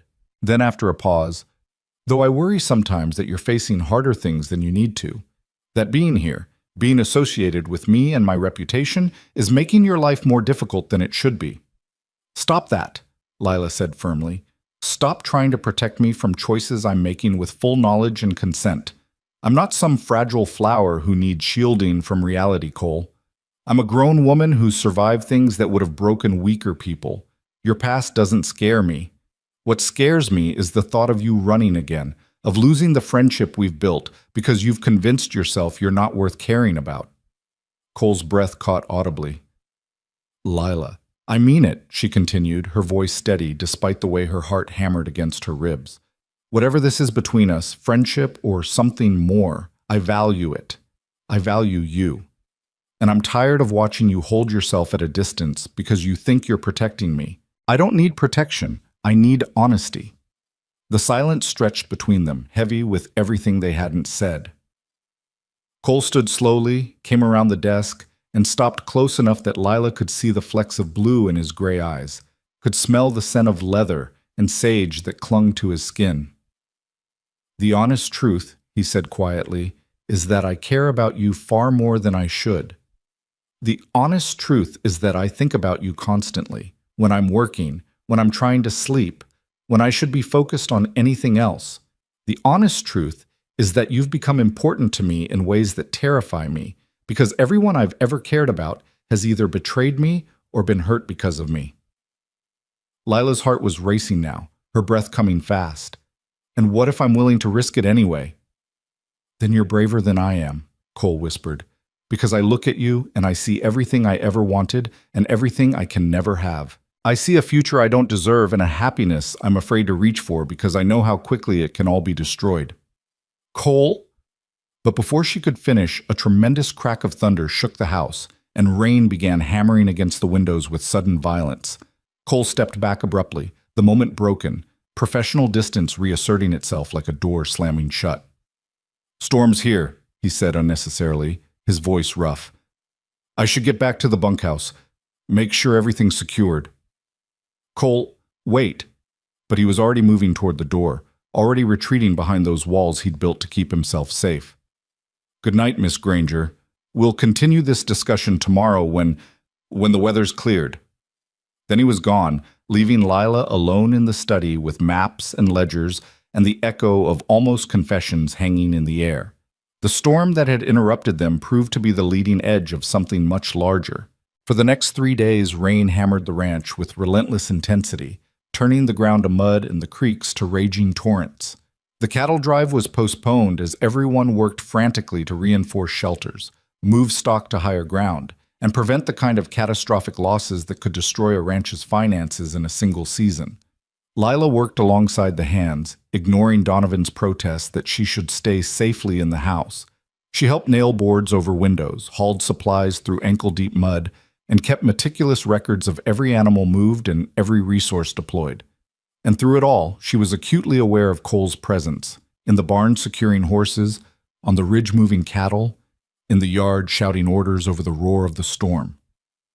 On the third night, as the rain finally began to ease, word came that the hands had lost track of Cole during the last cattle push. He'd been moving stragglers up from the low pastures, but when the others had returned to the ranch, he hadn't been with them. Lila's heart stopped. "How long has he been gone?" she demanded, catching Tommy's arm as he stumbled into the yard, soaked and exhausted. 2 hours? Maybe 3, Tommy said, his young face creased with worry. "Mr. Pierce sent riders out looking, but in this weather, in the dark." He didn't finish the sentence. He didn't have to.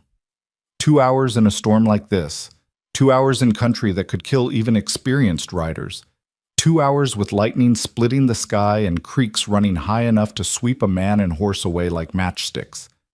Lila thought about their last conversation, about the things they'd almost said, about the wall Cole had rebuilt between them just when she'd thought it might finally come down. She thought about losing him before she'd had the chance to tell him that she didn't care about his past, about warrants or accusations or any of it, that she cared about him, the man he was now, the man he'd proven himself to be through 5 years of honest work and quiet decency.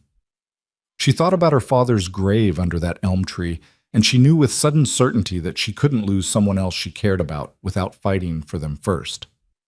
"I'm going to look for him," she announced, already moving toward the barn. "Miss Granger, you can't," Tommy protested. "It's too dangerous. Mr. Pierce can fire me if he wants," Lila shot back. "But I'm not sitting here doing nothing while Cole's out there in this storm. Now, are you going to help me saddle a horse, or am I doing it myself?" Tommy looked torn between duty and understanding, then made his decision. "I'll help, but I'm riding with you, and we're taking lanterns and rope. And if Mr. Pierce asks, this was entirely my idea." They rode out into the teeth of the dying storm, following the route Tommy said Cole would have taken with the stragglers. The rain had slowed to a steady drizzle, but the ground was treacherous, every step a potential disaster. Lila gripped her reins with white-knuckled intensity and tried not to think about all the ways this could go wrong. They found him an hour later, on foot, and leading his limping horse up from a swollen creek. He was soaked to the bone, favoring his left leg, and carrying a newborn calf wrapped in his jacket. When the light from their lanterns swept across his face, Lila saw exhaustion and pain, and something that might have been relief. "Cole!" She was off her horse before Tommy could stop her, splashing through the mud to reach him. "What happened? Are you hurt?" "I'm fine," he said automatically, though his voice was hoarse and his hands were shaking. "Horse threw a shoe crossing the creek, and I found this little one caught in the brush. Couldn't just leave her." Of course he couldn't. Even injured, even in danger, Cole Mercer couldn't leave a helpless creature to die. Lila felt something crack open in her chest, some final resistance to what she'd been feeling for weeks now. "You stubborn, impossible man," she said, but her voice was thick with emotion. "You could have died out here. But I didn't." Cole looked at her through the rain, his storm cloud eyes holding hers with an intensity that made breathing difficult. "Though I appreciate you coming to look for me. That was foolish and brave and exactly what I should have expected from you." "Someone had to," Lila said. "Someone had to show you that people care whether you make it home safe." Something shifted in Cole's expression, some wall finally crumbling for good. "Lila, don't," she interrupted. "Don't pull away again. Don't rebuild those walls. Not after this. Not after I've spent the last 3 hours terrified I'd lost you before I could tell you that I don't care about your past. I care about you. The man standing in front of me right now, the man who risks his life to save newborn calves and refuses to leave people behind and buries strangers with honor and respect. That's who I care about, Cole Mercer. And if you try to convince me I shouldn't, I swear I'll—" He kissed her. One moment she was standing in the rain, words pouring out of her in a desperate attempt to make him understand. The next, his free hand was cupped against her cheek, and his lips were on hers.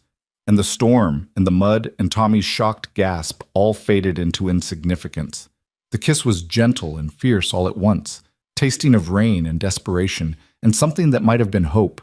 When they finally broke apart, both breathing hard, Cole pressed his forehead against hers and whispered words that felt like a vow. "I come back safe because I have a reason now. You're my reason, Lila. You've been my reason since that first night I found you behind that wagon, though I didn't want to admit it. I can't promise you an easy life. I can't promise the past won't catch up with us, but I can promise that I'll keep coming back as long as you'll have me." Lila's hands fisted in his wet shirt, holding him close despite the rain and the cold and Tommy's presence and the calf bleeding between them. "I'll have you, Cole Mercer. False accusations and all. Now let's get you home before you catch your death and break that promise before I've even had a chance to properly claim it." They rode back to the ranch together through the last of the storm, Cole on Tommy's horse since his own was too lame to carry weight, Lila riding close enough that their stirrups bumped with every step. The newborn calf was wrapped in Cole's jacket and cradled carefully, and when they finally reached the barn, Donovan was waiting with dry blankets and hot coffee and a knowing look that suggested he'd anticipated this development long before either of them had admitted it. "About damn time," was all he said, wrapping Cole in a blanket and steering them both toward the house. "Maria's got hot water ready for baths, and I expect you both to get warm and dry before you catch pneumonia. We'll discuss this new development in the morning, after you've both had actual sleep and can think straight." But Lila didn't need sleep to think straight. She'd never been more certain of anything in her life than she was of this, of Cole, of the feeling that had been growing between them for months, of the future they might build together despite all the obstacles in their way. The storm had passed, both outside and in its wake, everything looked different, clearer, full of possibility. As she finally climbed the stairs to her room, wrapped in warm blankets and with Cole's kiss still burning on her lips, Lila thought about her father and the life he'd wanted for her. He'd dreamed of her finding love, finding safety, finding courage. She'd found all three in the most unexpected place, and she wasn't letting any of it go. Morning brought clarity and consequences in equal measure. Lila woke to pale sunlight streaming through her window and the realization that everything had changed the night before. She'd kissed Cole Mercer in the rain, had told him she cared about him, had claimed a future with a wanted man whose past could destroy them both. And she didn't regret a single second of it. She dressed quickly in a clean work dress and braided her hair with fingers that trembled slightly from anticipation rather than nerves. Whatever conversation awaited her downstairs with Donovan, whatever questions needed answering about her relationship with his foreman, she was ready to face them. She'd meant what she'd said last night. She wasn't backing away from this, from Cole, from the possibility of building something real together. She found Donovan in the dining room, drinking coffee and reading correspondence with the focused intensity he brought to all business matters. He glanced up as she entered, his expression giving nothing away. "Coffee's fresh," he said mildly. "Maria made those cinnamon rolls you like. Help yourself." Lila poured coffee with hands steadier than she'd expected and took the seat across from him. "Where's Cole?" "Already out checking on the cattle we moved during the storm. Man barely slept 3 hours before he was up and working." Donovan set down his papers and fixed her with a look that was equal parts paternal concern and pragmatic assessment. "We need to talk, Lila." "I know." "Do you?" He leaned back in his chair, studying her. "Do you understand what you're walking into with Cole? Not just the romance of it, the actual practical reality of caring for a man who's wanted by the law, who can't clear his name, who might have to run at any moment if the wrong person decides to make trouble." "I understand," Lila said quietly. "I understand that it's complicated and difficult and potentially dangerous. I understand that people will judge me for it, that it could affect my reputation and my prospects. I understand all of that, Donovan, and I'm choosing it anyway." "Why?" The question was blunt but not unkind. "You're young, educated, beautiful. You could have your pick of suitors, men without warrants hanging over their heads, men who could offer you security and respectability without reservation. Why choose the hardest path?" Lila thought about the question, about all the easy answers she could give. Because Cole saved her father's grave. Because he'd been kind when she needed it most. Because he made her feel safe and seen and valued. But the truth was simpler and more profound than any of those things. "Because when I'm with him, I'm not afraid," she said finally. "I've spent 3 months being terrified. Terrified I'd lose everything. Terrified I wouldn't survive out here alone. Terrified the grief would swallow me whole. But when I'm with Cole, all that fear quiets. He doesn't try to protect me from the hard things or pretend the world is gentler than it is. He just stands beside me and makes me believe I'm strong enough to face whatever comes. That's worth more to me than all the security and respectability in the world." Donovan's expression softened. "He feels the same way about you, you know. Told me this morning that you'd given him something he thought he'd lost forever when he was framed. Hope. Said you made him remember what it felt like to want a future instead of just enduring the present." Lila's throat tightened. "He said that?" "He did. Also asked my permission to court you properly, which I found both respectful and slightly amusing given that you two already declared yourselves to each other in the middle of a thunderstorm." Donovan's lips quirked. "I told him he had my blessing, provided certain conditions were met." "What conditions?" "That he be honest with you about the risks, that he not make promises he can't keep, that he remember you're not just his salvation, but a person with your own dreams and needs and desires." Donovan's gaze sharpened. "And that if he ever hurts you, intentionally or otherwise, he'll answer to me." "He won't hurt me," Lila said with certainty. "At least not intentionally. And unintentional hurt is part of any relationship. I'm not so naive as to expect perfection." "Good, because you won't get it, not from Cole and not from anyone else." Donovan stood, came around the table and rested a hand on her shoulder with unexpected gentleness. "Your father asked me to look after you, Lila. That means supporting your choices even when they scare me, and this one scares me. Not because of Cole. I trust him with my life. But because loving someone whose future is uncertain requires a kind of courage most people never have to find. I need to know you're prepared for that." Lila covered his hand with hers, thinking about her father dying on a dusty trail, about the uncertainty that had brought her west, about all the ways life could shatter in an instant, regardless of how carefully you planned. "I'm as prepared as anyone can be, and I'd rather face an uncertain future with Cole than a safe, predictable one with someone I don't love." "Fair enough." Donovan squeezed her shoulder once, then stepped back. Then you have my full support. Cole's a good man who deserves happiness, and you're a good woman who deserves the same. If you two can find it together, I'll do everything in my power to help you keep it. The conversation left Lila feeling simultaneously lighter and more weighted with responsibility. This wasn't just a romance, it was a commitment with real consequences, requiring real courage. But as she threw herself into the day's work, checking on storm damage and reorganizing supply inventories, she felt no doubt about her choice. Cole found her late that afternoon in the barn, checking on the calf he'd rescued the night before. The little creature was nursing from a wet nurse cow, healthy and vigorous, despite her traumatic arrival into the world. Lila was so focused on taking notes about the calf's condition that she didn't hear Cole approach until he spoke. She's doing well, stubborn thing, just like the woman who helped save her. Lila turned to find him leaning against a stall door, his hat in his hands, his expression uncertain in a way she'd never seen before. This was Cole without his walls, without his careful distance, and the vulnerability in his storm cloud eyes made her heart ache. "We need to talk," he said quietly. "About last night, about what happens now." Lila set down her notes and moved closer, close enough to see the faint scar along his jawline, the shadows under his eyes that spoke of too little sleep. "I know what happens now. We figure this out together. We build something real despite all the complications." "Lila," he said her name like a prayer and a warning both. "I need you to understand what you're agreeing to. It's not just about me being wanted, though that's part of it.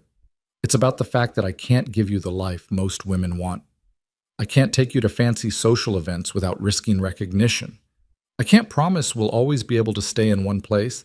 I can't even promise we could marry legally, not while there's a warrant with my name on it." "Do you want to marry me?" The question came out before Lila could think better of it, direct and unflinching. Cole's breath caught. "That's not—" "I'm trying to explain." "Do you want to marry me?" Lila repeated, stepping closer. "Not theoretically, not someday if circumstances were different. Right now, as things are, with all the complications and risks and impossibilities. Do you want to build a life with me?" "Yes." The word was barely a whisper, but it carried the weight of complete truth. "God help me, yes. I've wanted that since the night I watched you stand brave in the rain, refusing to let me run from something that mattered. But wanting something and being able to have it are different things, Lila. I won't trap you in a half-life because I'm selfish enough to take what I want regardless of the cost." Lila reached up and cupped his face in her hands, feeling the rough stubble under her palms, the way he leaned into her touch like a man starving for gentleness. "You're not trapping me. You're offering me exactly what I want. A life built on honesty and courage and real partnership. I don't need fancy social events or legal documents or guarantees about the future. I need you, Cole Mercer. That's all. Just you." "You deserve better," he said, but there was no conviction in it now, just the last gasp of old fears trying to maintain their hold. "I deserve what I choose," Lila corrected. "And I choose this. I choose you. Now, are you going to keep arguing with me, or are you going to kiss me again like you did last night?" Cole's laugh was shaky, but genuine. "You're the most stubborn woman I've ever met." "Good thing you like stubborn, then." Lila rose on her toes, closing the distance between them. "Now kiss me, Cowboy, before I change my mind." He kissed her in the golden light of the barn, surrounded by the smell of hay and horses and the soft sounds of animals settling for the evening. It was slower than the desperate kiss in the rain, sweeter and deeper, a promise rather than a plea. When they finally broke apart, both breathing hard, Cole rested his forehead against hers and spoke words that sounded like a vow. "I'll do everything in my power to give you a good life, Lila. I'll work honestly, protect you fiercely, and love you with everything I have. That's the best I can promise, but I promise it absolutely." "That's all I need," Lila whispered. "Your honesty, your protection, and your love. Everything else, we'll figure out together." They stood there for a long moment, wrapped in each other's arms as the evening light turned golden around them, both of them knowing this was a beginning, not an easy one, but a real one. A beginning built on truth and courage, and the kind of love that didn't flinch from hard realities. The weeks that followed brought both joy and challenge in equal measure. Cole's relationship with Lila became an open secret on the ranch, accepted by most with varying degrees of approval and curiosity. The hands who'd worked with Cole for years seemed pleased to see their foreman finally allowing himself happiness. Maria offered enthusiastic support in the form of knowing looks and extra helpings of Cole's favorite foods. Tommy developed an annoying habit of whistling romantic ballads whenever Lila and Cole were in the same vicinity, but not everyone was pleased. In town, gossip spread quickly about the bookkeeper from the Pierce Ranch taking up with a wanted man. Some of the more respectable matrons made pointed comments about fallen women and poor judgment. The new minister preached a sermon about the importance of moral discernment that everyone understood was directed at Lila. Mrs. Hendricks defended her fiercely, as did Sheriff Aldwin, but the whispers continued. "Let them talk," Cole said one evening as they sat on the porch of the main house, watching the sunset paint the western sky.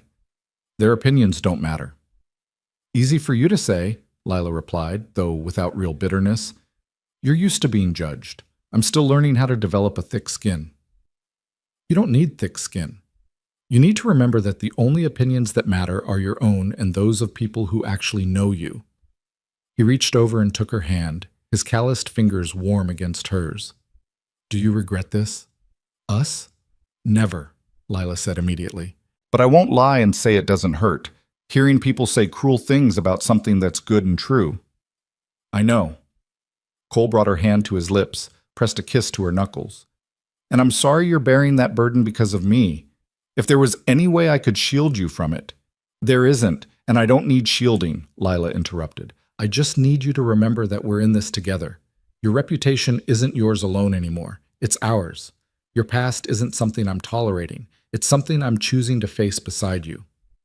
Cole's expression shifted to something raw and vulnerable. "I love you, Lila Granger.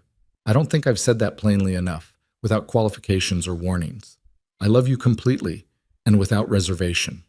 You've given me something I thought I'd lost forever, hope for a future worth living." Lila's eyes filled with tears, though she was smiling. "I love you too, Cole Mercer. With all your complications and your stubborn nobility and your ridiculous attempts to protect me from my own choices. I love all of it, all of you." They kissed as the sun dipped below the horizon, painting the world in shades of fire and gold, and Lila thought about how far she'd traveled from that terrible day behind the wagon. She'd lost her father, lost her old life, lost everything she'd thought she'd known about her future. But in losing all of that, she'd found something infinitely more precious, love that didn't ask her to be anything other than herself, partnership built on honesty and courage, and a man who saw her strength and never tried to diminish it. As autumn deepened and the cattle drive finally commenced in late September, Lila insisted on accompanying the hands despite both Donovan's and Cole's protests. "I need to understand the full operation," she argued, reviewing maps in Donovan's study. "How can I accurately project future costs if I've never seen what actually happens on the trail?" "It's dangerous work," Cole said for the third time that evening. 2 weeks of hard riding, unpredictable weather, potential conflicts with other ranchers over grazing rights. This isn't like working in the barn or checking fence lines. "I'm aware," Lila said patiently, "which is exactly why I need to see it firsthand. Besides, you're going to be gone for 2 weeks. You really think I'm going to stay here and worry myself sick when I could be useful and see you every day?" Cole and Donovan exchanged glances, and Lila could see the moment they both recognized defeat. "She's got a point," Donovan said with resignation. "And she's right, that understanding the drive would improve her ability to manage the business side. We've taken women on drives before when circumstances required it." "Fine," Cole conceded. "But you ride near me at all times. You follow orders without argument, and if anything goes wrong, you get to safety first. Agreed?" "Agreed," Lila said, though she had no intention of abandoning anyone to danger just to save herself. But that was an argument for another day. The drive itself was everything Cole had warned and more. The work was brutal. Long days in the saddle, nights on hard ground, constant vigilance against cattle straying or predators threatening the herd. Lila discovered muscles she hadn't known existed, developed blisters that became calluses, and learned to sleep despite exhaustion so profound it felt like drowning. But she also discovered joy in the work. There was something profoundly satisfying about moving hundreds of cattle across the land, about working in perfect coordination with experienced hands who knew their jobs and did them well. She learned to anticipate the herd's movements, to spot trouble before it fully developed, to handle her horse with increasing confidence even in difficult terrain. And every evening, when the cattle were settled and the camp was made, she had stolen moments with Cole, sitting by the fire discussing the day's challenges, walking the perimeter together during watch shifts, sharing the kind of quiet companionship that deepened into genuine partnership. "You're good at this," Cole said one night as they checked the herd under a canopy of stars so dense it looked like someone had spilled diamonds across black velvet. "Better than most hands I've worked with, and you've only been doing this for a week."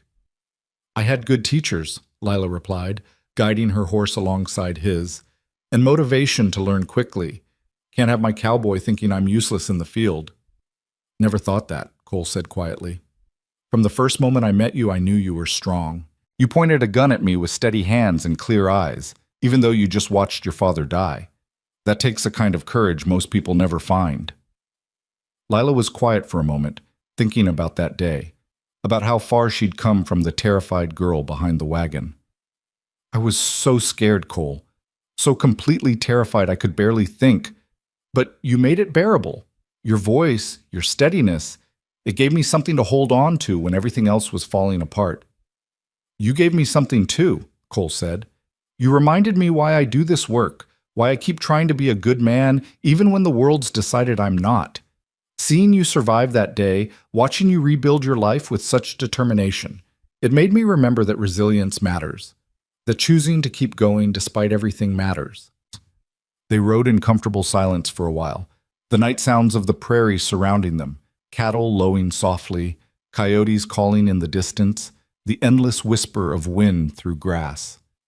"I've been thinking," Lila said eventually, "about what happens after the drive, about where we go from here." Cole's posture tensed slightly. "What do you mean?" "I mean that we've been living in this strange limbo where we're together, but not really making plans for a future together. We talk around the subject of marriage, of building a permanent life, but we never actually discuss the specifics." She turned in her saddle to look at him directly. "I want specifics, Cole. I want to know what you actually want, not what you think is possible or practical or safe. What do you want?" Cole was quiet for so long that Lila thought he might not answer. Then he reined in his horse, dismounted, and offered his hand to help her down. When they were both standing on the dark prairie with nothing but stars and cattle for company, he took both her hands in his. "I want to marry you," he said, his voice rough with emotion.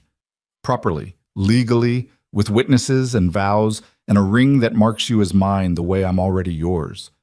I want to build a house on a piece of land Donovan's offered me, want to wake up next to you every morning and fall asleep with you every night. I want children eventually, if you want them. Sons and daughters who'll grow up knowing their parents love each other and chose each other despite everything the world threw at them." Lila's breath caught. "Cole, but I also want you to be safe," he continued. "I want you to have the respect and security you deserve. And marrying a wanted man doesn't give you those things. So what I want and what I can actually offer you are two very different things, and I'm trying to be honest about that, even though it's killing me."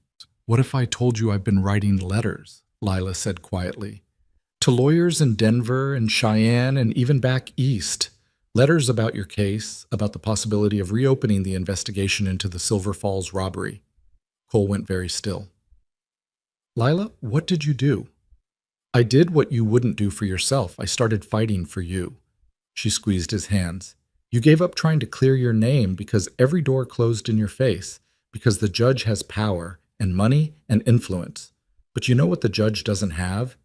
Detailed financial records that prove you couldn't have committed the robbery because you were depositing your paycheck at a different bank at the exact time the crime occurred.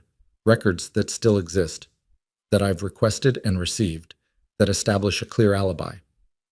Cole stared at her, something like hope warring with disbelief on his face. Why would you?" "Because I love you," Lila said simply. "Because you deserve justice. Because I refuse to build our future on the foundation of lies someone else told about you. So yes, I've been writing letters and gathering evidence and corresponding with lawyers who actually care about truth rather than protecting corrupt judges. And yes, it's going to take time and money and persistence. But Cole, there's a real chance we could clear your name. A real chance you could stop running and start living fully. That's impossible, Cole whispered, but Lila could hear the yearning underneath the disbelief. The judge is too powerful. The witnesses too well paid. The judge is powerful in Silver Falls, Lila corrected. But his influence doesn't extend everywhere, and there are federal prosecutors who've been looking into judicial corruption in that circuit for the past year. They're interested in your case, Cole. They're willing to review the evidence and consider reopening the investigation. Cole pulled his hands free and turned away, his shoulders rigid with tension. You shouldn't have done this. If the judge finds out someone's poking around in his business, he could come after you, could make trouble for Donovan, could what? Frame me for crimes I didn't commit? Threaten my livelihood? My reputation?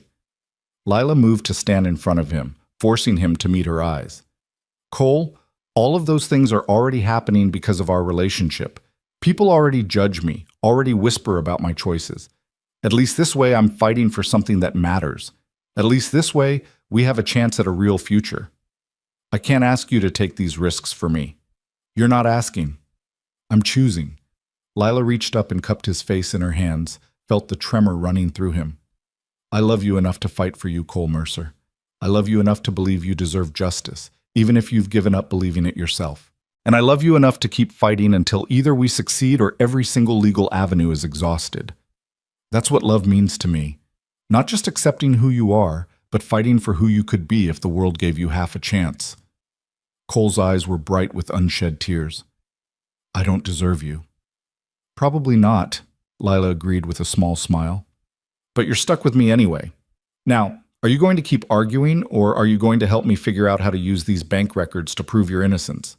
He kissed her then, hard and desperate, and full of everything he couldn't put into words. Gratitude and love and hope and fear all tangled together. When they finally broke apart, both breathing hard, he rested his forehead against hers and spoke in a voice that shook. If you actually manage to clear my name, Lila Granger, I'm going to marry you so fast it'll make your head spin. I'm going to build you the finest house in Wyoming territory and fill it with every book you want and every comfort I can provide. I'm going to spend the rest of my life making sure you never regret taking a chance on a wanted man who didn't have the sense to give up when he should have. I'm counting on it, Lila whispered. Every word of it. The rest of the drive passed in a blur of hard work and stolen moments, of slowly building hope and the careful planning of a future that was starting to seem possible rather than impossible. When they finally delivered the cattle to the railhead in Cheyenne and collected payment, Donovan pulled Lila aside with an expression that was part pride, part concern. Cole told me what you've been doing, he said, about the letters and the lawyers and the bank records. Are you angry? Lila asked, though she already knew she'd do it again regardless of his answer. Angry? No. Concerned? Yes. Impressed? Absolutely. Donovan shook his head slowly. Your father would be proud of you, Lila. You've got his courage and his sense of justice. But I need you to understand that this fight you're picking with the judge, it's dangerous. These aren't good men who'll accept exposure gracefully. I know, Lila said, but it's worth the risk. Cole's worth the risk. He is, Donovan agreed, which is why I'm going to help you. I've got resources, connections, and a considerable amount of money I'm willing to invest in seeing justice done. If we're going to fight this battle, we're going to fight it properly, with the best lawyers and the most thorough investigation money can buy. Lila felt tears prick her eyes. Donovan, I can't ask you to... You're not asking, I'm offering. He placed a gentle hand on her shoulder. Cole saved my life 3 years ago when rustlers tried to burn me out. He's been more than my foreman. He's been my friend, my right hand, the son I never had. If there's a chance to give him his life back, his name back, then I'm taking it. For him, and for you, and for the family you're trying to build together. The journey back to the ranch was triumphant and exhausting in equal measure. They'd secured excellent prices for the cattle, completed the drive without major incident, and returned with every hand accounted for and healthy. But underneath the celebration ran a current of anticipation and anxiety about what came next, about the legal battle they were preparing to fight, about the future they were trying to claim. Cole proposed officially on a clear October evening, kneeling on the ridge overlooking the ranch with his mother's ring. A simple gold band with a small sapphire that he'd carried for 5 years, never expecting to have cause to offer it. "This was my mother's," he said, his voice steady despite the emotion Lila could see in his eyes.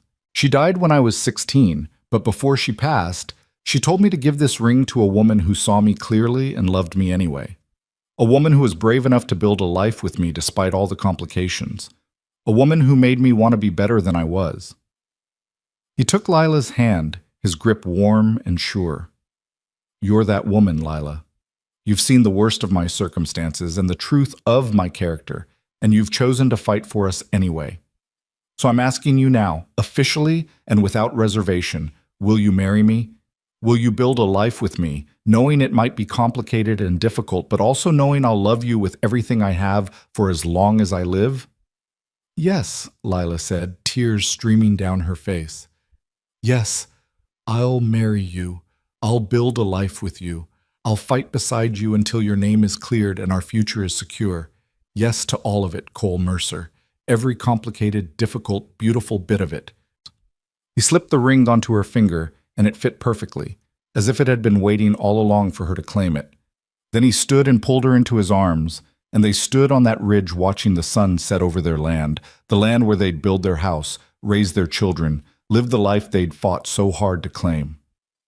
"Thank you," Cole whispered into her hair, "for seeing me, for loving me, for refusing to let me settle for less than I deserved." "Thank you for being worth fighting for," Lila replied, "for being the man my father would have wanted for me, honest and brave and capable of building something good even in harsh circumstances." They stood there as stars began to emerge in the darkening sky. Two people who'd found each other in the worst circumstances and chosen to build something beautiful anyway. The road ahead wouldn't be easy. There were still legal battles to fight, reputations to rebuild, prejudices to overcome. But standing there in Cole's arms with his mother's ring on her finger, Lila felt certain of one thing. They would face it all together, and together they would prevail. The announcement of their engagement was met with mixed reactions in Whispering Pines and on the ranch, but the people who mattered, Donovan, Maria, Tommy, Sheriff Aldwin, Mrs. Hendricks, offered their wholehearted support and blessing. Plans were made for a December wedding, small and simple but genuine, a celebration of love that had survived doubt and fear and the weight of an unjust past. And as autumn faded into early winter, as the legal machinery slowly ground forward on Cole's case, as they began to sketch plans for the house they'd build come spring, Lila thought about her father's last word to her: live. She was living, fully, courageously, with her whole heart engaged. She'd survived loss and grief and the harsh reality of frontier life. She'd found love in the most unexpected place, with the most unexpected person. And she'd discovered that sometimes the hardest paths led to the most precious destinations. Her father would have approved.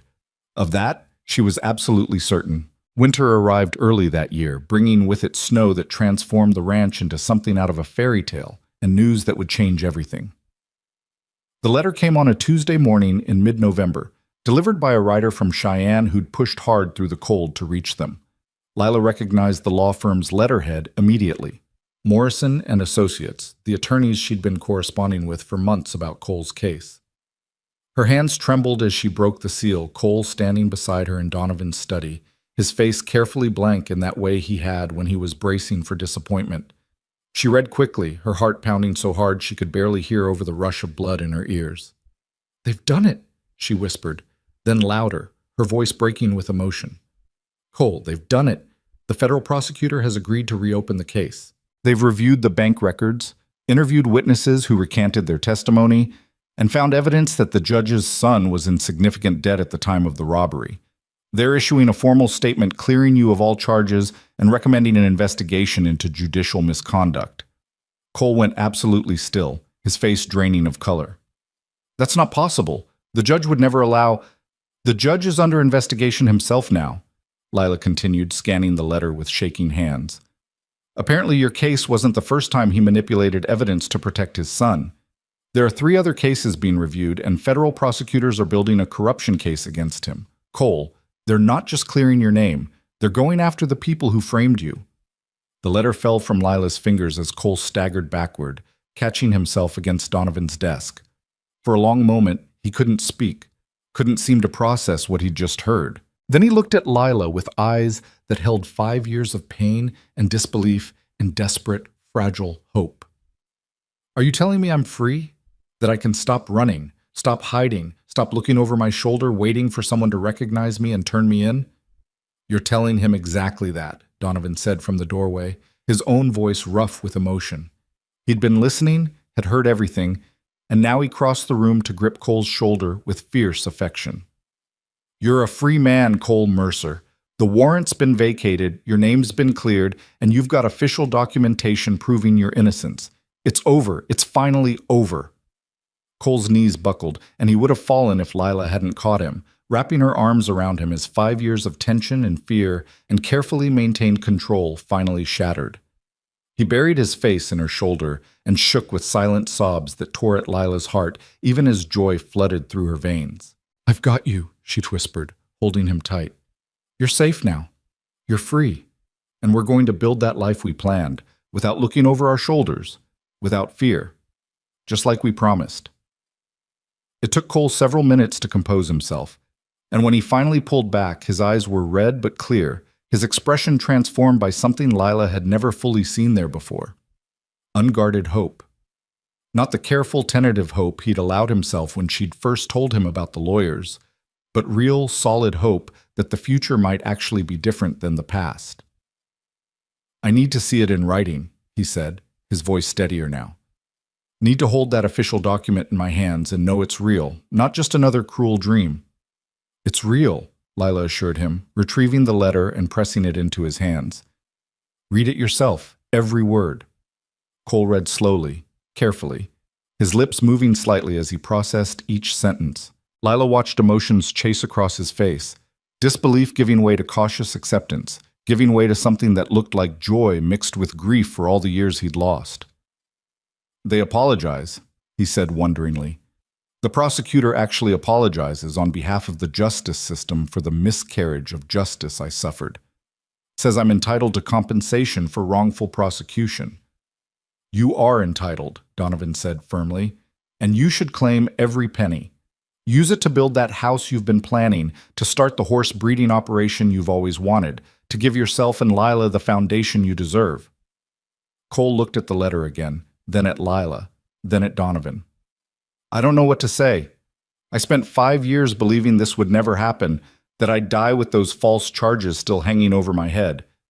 And now—" He shook his head slowly. "Now everything's different. Now I can actually marry Lila legally, can put my real name on property deeds, can build a life without constantly waiting for it all to fall apart. Now you can live," Lila said softly. "Really live. Not just survive. That's what my father wanted for me, and it's what I want for both of us." The next weeks passed in a whirlwind of activity and emotion. Official documents arrived clearing Cole's name and outlining the compensation he was entitled to, a sum substantial enough to build a house and start his breeding operation with resources to spare. The story of his exoneration spread through Whispering Pines and the surrounding ranches, transforming him overnight from a man people whispered about to something of a local hero who'd survived injustice with his integrity intact. The wedding date was confirmed for December 20th, just before Christmas, in the small church in Whispering Pines. Lila threw herself into preparations with Maria's enthusiastic help, ordering a dress from a dressmaker in Cheyenne, planning a simple but meaningful ceremony, coordinating with the minister who'd preached that sermon about moral discernment and now couldn't apologize enough for his presumption. "I judged you without knowing the full story," Reverend Morrison said when he came to the ranch to discuss the ceremony. "I let town gossip influence my opinion rather than seeking truth. I'm deeply sorry, Miss Granger, and I'd be honored to officiate your wedding if you'll allow me to make amends." "I'll allow it on one condition," Lila said, "that you remember this lesson the next time you're tempted to judge someone based on rumors and reputation rather than character and truth." "I will," the Reverend promised. "You have my word." Cole spent his days working with a carpenter from Cheyenne to design the house they'd build come spring, his evenings with Lila planning their future with the kind of detail that was only possible when you actually believed the future would arrive. They pored over breeding records for horses, discussed business strategies for the operation, debated the merits of various building materials and floor plans. "I want a big kitchen," Lila insisted one evening as they reviewed sketches by lamplight, "with windows facing east so I can watch the sunrise while I work, and a library, a real library with floor-to-ceiling shelves for all the books we'll collect. And a wide front porch," Cole added, penciling modifications onto the architect's drawings. "Big enough for rocking chairs and summer evenings, where we can watch our children play in the yard." The casual mention of children made Lila's heart skip. They'd discussed it in abstract terms before, but this felt different, more immediate, more possible. "How many children are we planning for in this future of ours?" Cole looked up from the drawings, his storm cloud eyes warm. "However many we're blessed with, 2 or 10, it doesn't matter to me. I just want them to grow up knowing they're loved and that their parents chose each other despite everything." 2 or 10 is quite a range, Lila said with a laugh. "But I'm willing to see where life takes us, though maybe we start with 1 and see how we manage before committing to 10. "Sounds reasonable." Cole reached across the table and took her hand, his thumb brushing over the sapphire ring that marked her as his. "I can't believe this is real sometimes, that I get to have this, you, a home, a future without fear. It feels like something I dreamed up during long nights when hope seemed impossible." "It's real," Lila assured him, "and it's ours. We fought for it, and now we get to claim it." The week before the wedding brought unexpected complications in the form of a visitor from Silver Falls. Lila was working in the office when Maria came to tell her that a well-dressed stranger had arrived asking to speak with Cole Mercer on urgent business. "He says his name is Jonathan Fletcher," Maria said, her expression uncertain. "Says he was Cole's defense attorney at the original trial, and he's come to apologize in person." Lila found Cole in the barn, told him about the visitor, and watched carefully calibrated anger flash across his face. "Fletcher abandoned me when I needed him most," Cole said flatly. "Took my money, promised a vigorous defense, then barely presented evidence at the trial. I don't want to see him." "Maybe you should anyway," Lila suggested gently. "Not for him, for you. Hear what he has to say, and then decide whether his apology means anything." Cole was quiet for a long moment, then nodded reluctantly. "Fine, but you're coming with me. I want a witness to whatever excuses he offers." Jonathan Fletcher was a man in his 50s with gray hair and the kind of defeated posture that suggested he carried significant regrets. He stood in Donovan's parlor, hat in hand, and when Cole entered the room, genuine remorse crossed his features. "Mr. Mercer, thank you for seeing me. I know I have no right to your time or your forgiveness, but I felt I owed you an explanation." "You owe me more than an explanation," Cole said coldly. "You took my money and my trust and threw both away when the judge made it clear he expected you to lose." "You're right, and I've spent 5 years living with the knowledge that my cowardice condemned an innocent man." Fletcher's hands tightened on his hat. "The judge threatened my practice, threatened my family, made it clear that if I fought too hard for you, I'd lose everything. So I made the calculation that my security mattered more than your justice, and I've hated myself for it every day since." "That's supposed to make me feel better?" Cole demanded. "That you knowingly sacrificed me to save yourself?" "No. Nothing I say can make this better." Fletcher met Cole's eyes squarely. "I came here to tell you that I provided testimony to the federal prosecutors about the judge's threats, about the corruption I witnessed, about my own failure to uphold my ethical obligations. My testimony helped build the case against the judge. It's a small thing, inadequate recompense for what I cost you, but it's what I could offer." Cole stared at him, anger warring with something that might have been the beginning of understanding. "Why now? Why come forward after 5 years?" "Because your case has been all over the newspapers. Because seeing you exonerated reminded me what it costs to stay silent in the face of injustice. Because I have a daughter your age, and I couldn't look her in the eye knowing I'd failed someone else's child so completely." Fletcher's voice roughened. "I don't expect forgiveness, Mr. Mercer. I just wanted you to know that some of us who failed you are trying to make it right, even if it's too little too late." Lila watched Cole struggle with the apology, saw the tension in his shoulders gradually ease. Finally he spoke, his voice still hard but no longer quite so angry. I appreciate you coming forward to the prosecutors. That took courage, even if it should have happened 5 years ago. But I can't forgive you, Mr. Fletcher. Not yet. Maybe not ever. You made choices that cost me years of my life, and that's not something I can just overlook because you feel guilty now. I understand, Fletcher said quietly. For what it's worth, I'm glad you found happiness despite what I failed to prevent. Miss Granger is a remarkable woman to fight for your exoneration the way she did. You're fortunate to have her. I know, Cole said, and some of the hardness left his expression. She gave me back my life when everyone else, including you, had decided it wasn't worth saving. That's something I'll never forget. After Fletcher left, Cole stood at the window staring out at the snow-covered ranch, his expression distant. Lila came to stand beside him, not touching but close enough that he could feel her presence. Are you all right? She asked quietly. I don't know. Part of me wanted to rage at him, to make him feel even a fraction of what I felt when he abandoned my defense. But another part of me just feels tired of carrying anger, tired of letting the past define my present. Cole turned to look at her. You helped me see that it's possible to move forward without forgetting, to acknowledge what happened without letting it consume me. Fletcher's apology doesn't erase what he did, but it does close a door I've been leaving open for 5 years. That's growth, Lila said softly. That's healing, and it's a good sign for our future, that you can face your past without being destroyed by it. Cole pulled her into his arms, resting his chin on top of her head. I love you, Lila Granger. Thank you for teaching me that healing is possible, that the future doesn't have to be defined by the past. I love you too, Lila whispered.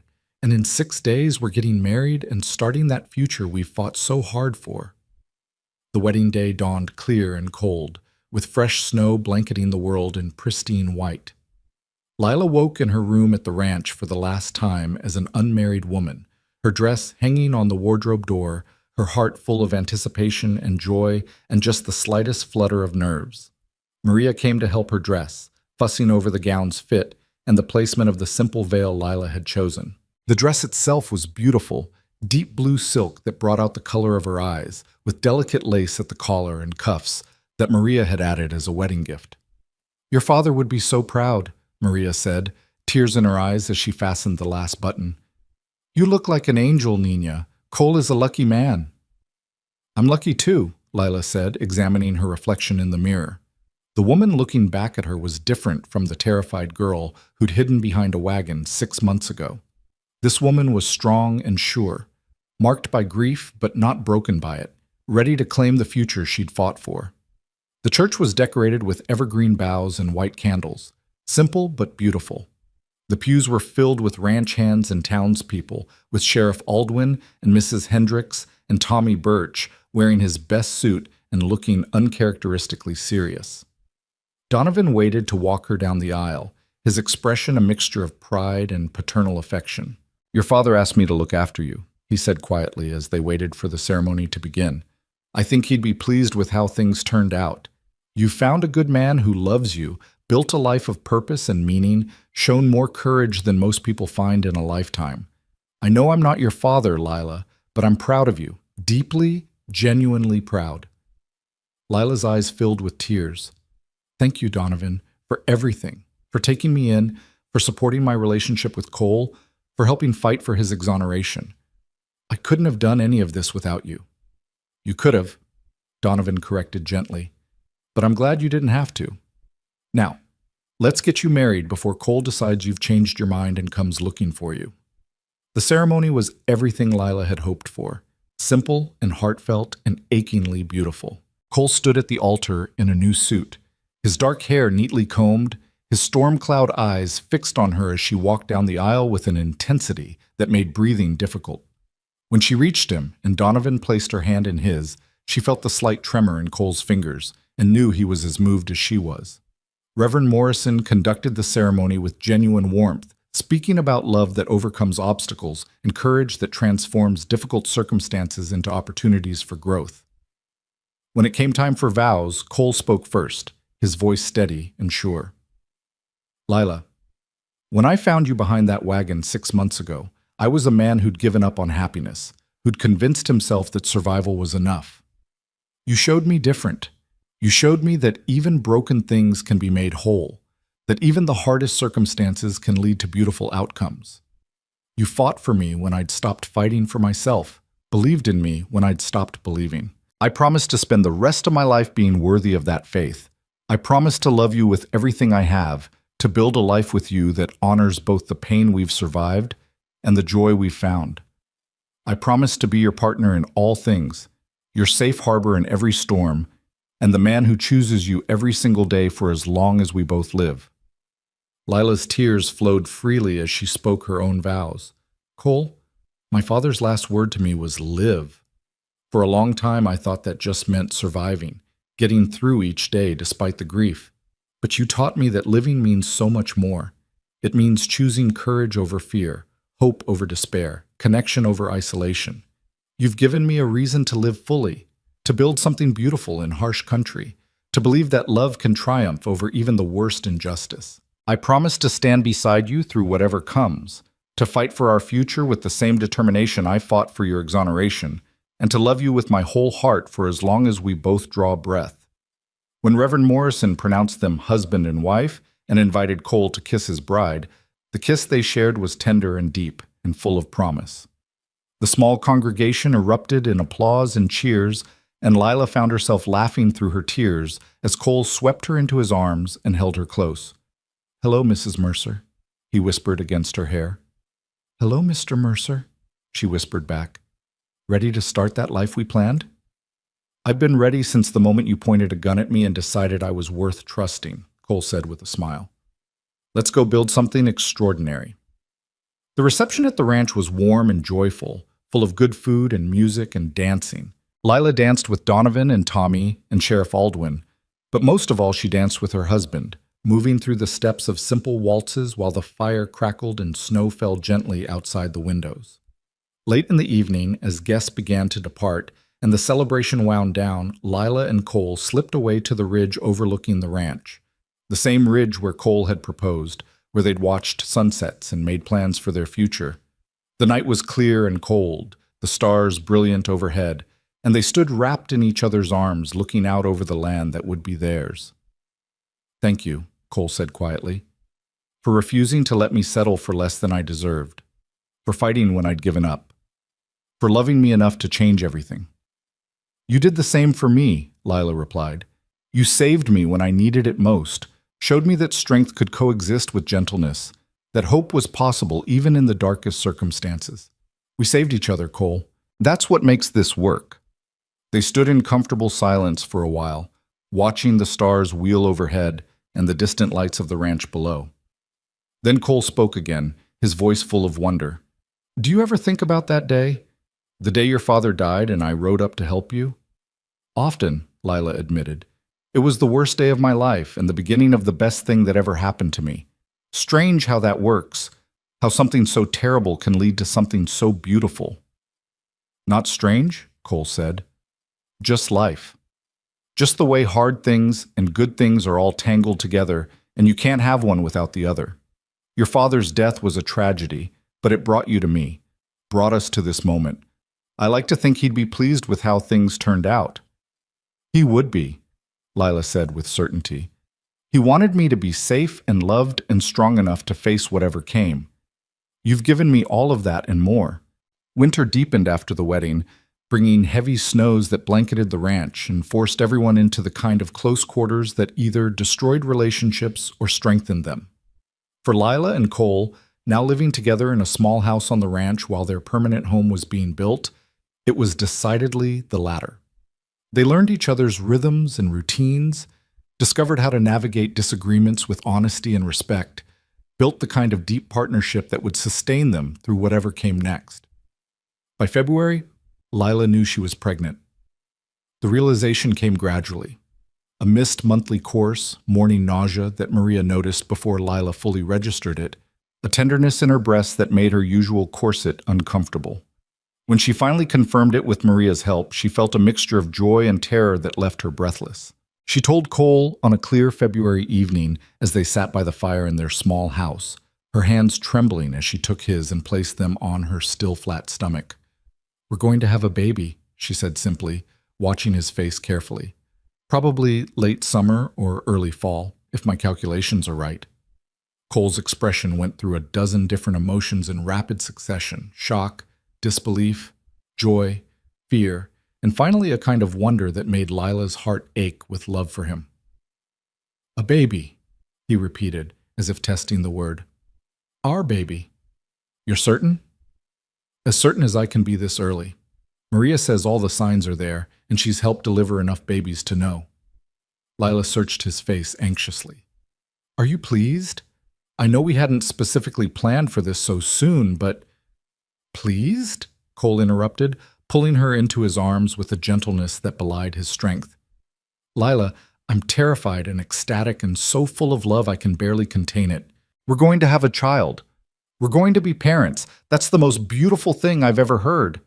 Relief flooded through Lila, and she let herself relax into his embrace. I was afraid it might be too soon, that you might not be ready. I don't know if anyone's ever really ready, Cole said honestly, but I can't think of anything I want more than to build a family with you, to raise children who know they're loved, who grow up watching their parents choose each other every day, who understand that good things are worth fighting for. Our children are going to be so loved, Lila whispered, so completely, absolutely loved. Spring arrived with the kind of explosive beauty that made Wyoming Territory feel like paradise. The snow melted in rushing torrents, wildflowers carpeted the hills, and construction began on the house Lila and Cole had designed. They spent weekends at the building site, watching their dreams take physical form. The wide front porch, the east-facing kitchen windows, the library with floor-to-ceiling shelves, the spacious bedrooms for the children they'd fill it with. As Lila's pregnancy became visible, the ranch community rallied around them with the kind of support that reminded her why she'd chosen this life. Maria knitted tiny sweaters and caps. The ranch hands built a beautiful wooden cradle as a wedding gift, and Donovan quietly set aside a college fund for his future godchild. This baby is going to be so spoiled, Lila said one afternoon in late May, as yet another gift arrived. This one a handmade quilt from Mrs. Hendricks covered in tiny horses and stars. Good, Cole said, his hand resting possessively on her rounded belly. After everything we've been through to get here, this child deserves to be celebrated. By July, the house was finished, a beautiful two-story structure that looked like it had grown naturally from the land. Moving day was orchestrated chaos, with ranch hands hauling furniture and boxes, while Lila, now heavy with child, directed traffic from a comfortable chair on the porch. You're supposed to be resting, Maria scolded, bringing her water and fanning her with a newspaper. I'm resting, Lila protested. I'm sitting down, aren't I? I'm just also making sure our books end up in the library instead of the kitchen. Stubborn woman, Maria muttered, but she was smiling. That baby's going to have your stubbornness and Cole's loyalty. Lord help us all. That night, their first night in their new home, Lila and Cole lay in their bed, a beautiful oak four-poster that Donovan had commissioned as a housewarming gift, and listened to the sounds of their house settling around them. We did it, Lila said softly, Cole's hand warm on her belly where their baby moved and kicked. We built this. Against all odds, despite everything that tried to stop us, we built a home and a life and a future. You built it, Cole corrected. You fought for my exoneration. You stood by me when everyone said you shouldn't. You refused to let either of us settle for less than we deserved. This house, this life, this family we're creating, it's all because you had the courage to believe it was possible. We both had courage, Lila said. You had the courage to help a stranger when you could have ridden on, to accept love when you thought you didn't deserve it, to hope for a future when all evidence suggested you'd never have one. Don't diminish your own role in this, Cole Mercer. You're just as responsible for our happiness as I am. Cole kissed her temple, her cheek, her lips. Then let's agree we're both stubborn, courageous people who got incredibly lucky to find each other. Agreed, Lila whispered, already drifting toward sleep with her husband's arms around her and her baby moving beneath her heart. Now, let's get some rest. We've got a whole life ahead of us, and I have a feeling it's going to be an adventure. The baby came on a snowy night in late December, almost exactly a year after Lila and Cole's wedding. Labor began late in the afternoon with subtle contractions that Lila initially dismissed as the usual aches and pains of late pregnancy. By evening, they'd intensified to the point where even she had to admit something was happening. Cole sent Tommy racing to fetch Maria and the midwife from town, while he paced the bedroom like a caged animal, alternating between holding Lila's hand and standing at the window, watching for help to arrive. "Stop pacing," Lila gasped between contractions. "You're making me nervous." "I'm making you nervous? You're the one having a baby." Cole ran his hands through his hair, making it stand on end. What if something goes wrong? What if the midwife can't make it through the snow? What if... Cole. Lila caught his hand and squeezed hard. "I need you calm. I need you strong. I need you to remember that women have been having babies since the beginning of time, and we're remarkably good at it. Now sit down, hold my hand, and tell me about the horses you're planning to breed in the spring." Cole sat, took a deep breath, and began talking about bloodlines and temperaments and training philosophies. His voice steadied as he spoke, and Lila focused on the familiar rumble of it, using it as an anchor against the pain and fear. Maria and the midwife arrived just as full labor set in, and they took over with the calm competence of women who'd done this dozens of times. Cole was banished to the hallway, where Donovan found him an hour later, sitting on the floor with his head in his hands. "She's strong," Donovan said, settling onto the floor beside him. "She's going to be fine, and so is the baby." "You can't know that," Cole said raggedly. "Things go wrong. Women die in childbirth all the time. If I lose her—" "You won't," Donovan said firmly. "Have faith, son. Have faith in Lila's strength, in Maria's skill, in the fact that you two have overcome every other obstacle life has thrown at you. This is just one more challenge, and you'll face it the way you faced everything else, together."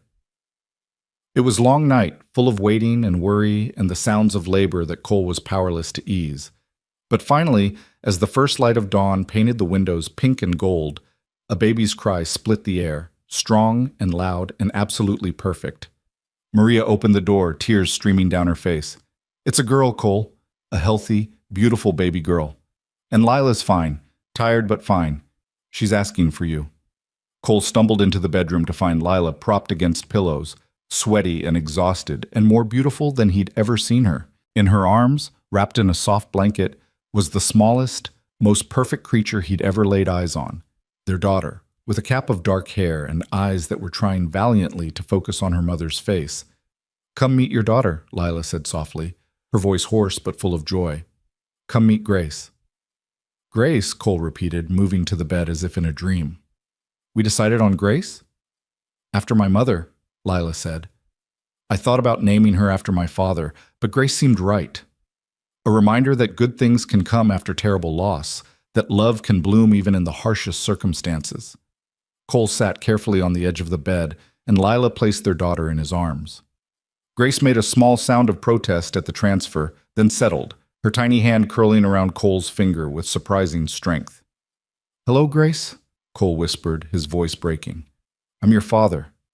I'm going to love you and protect you and make sure you grow up knowing you're cherished. I'm going to teach you to ride and read and think for yourself.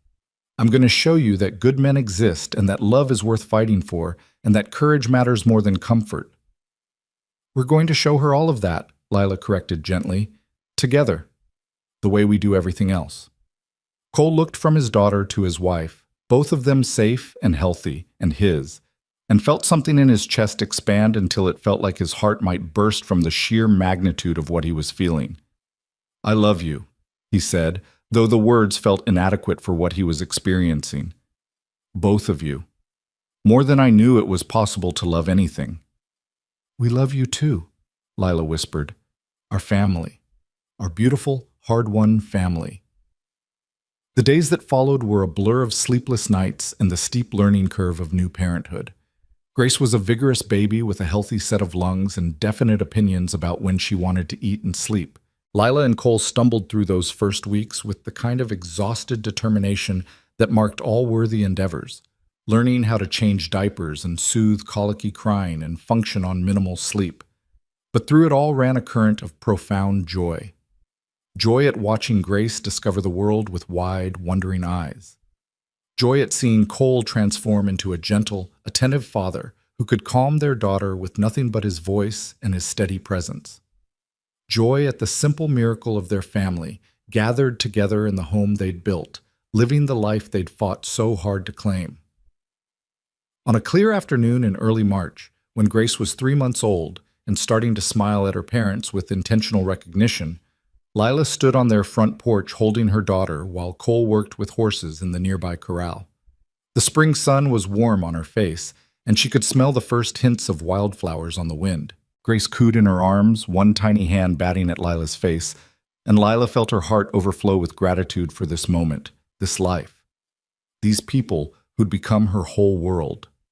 Cole glanced over from the corral, saw them watching, and smiled.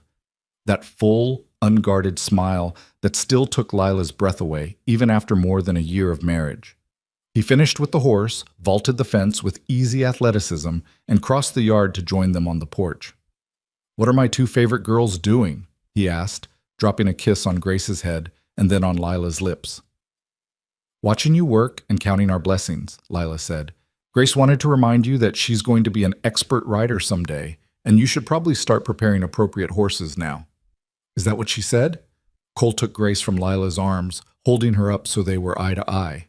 "You want to be a rider like your old man? Well, we'll start you on a gentle pony when you're about 2, work you up to something with more spirit by 5. By the time you're 10, you'll be the best horsewoman in Wyoming territory." Grace responded by grabbing his nose and babbling something that might have been agreement or might have been a demand for food.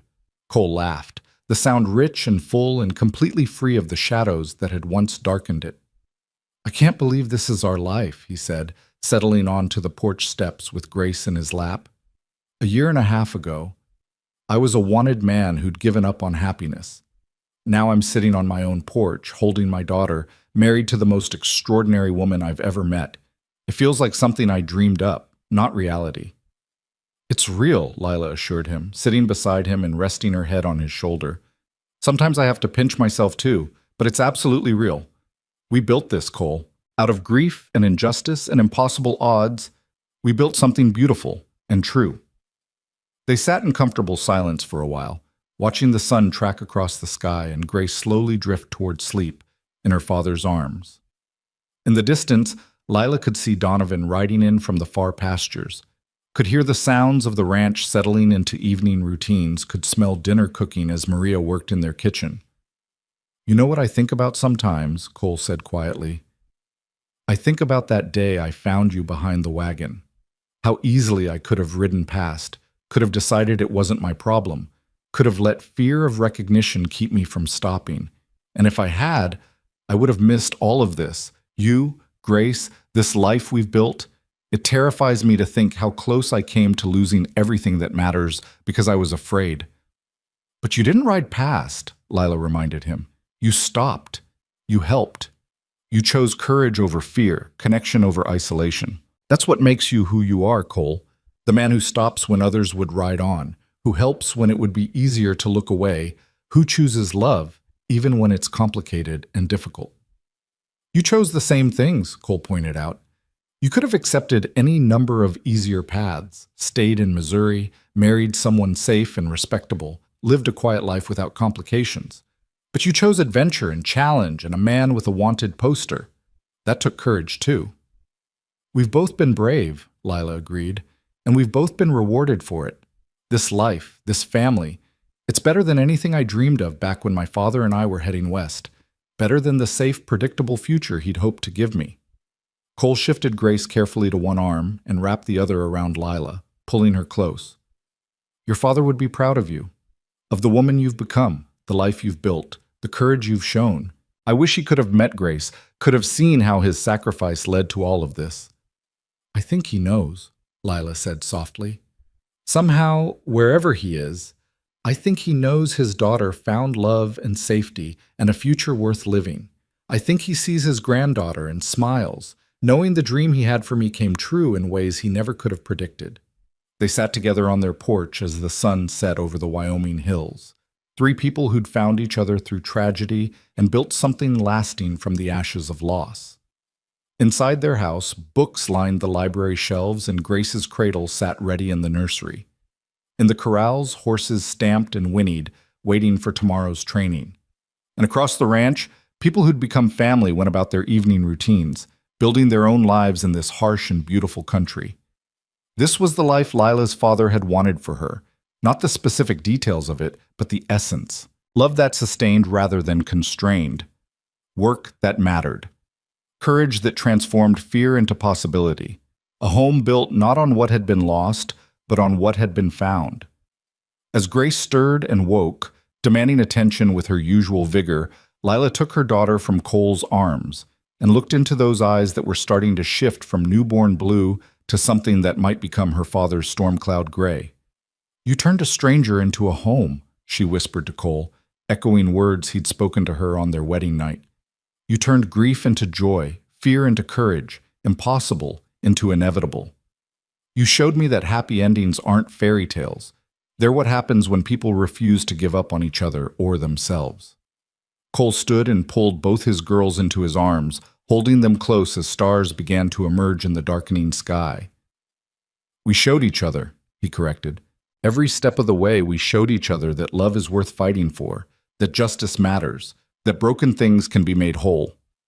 And there, on the porch of their home in the Wyoming Territory, with their daughter between them and their future stretching out wide and bright and full of promise, Lila and Cole Mercer held each other close and believed, completely, absolutely, without reservation, that the best was yet to come.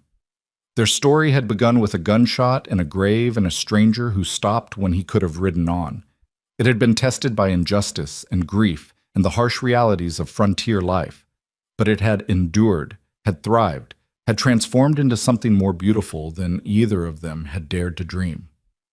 And as Grace babbled between them, reaching for the first stars appearing overhead, Lila thought about her father's final word to her, "Live," and knew with certainty that she was doing exactly that.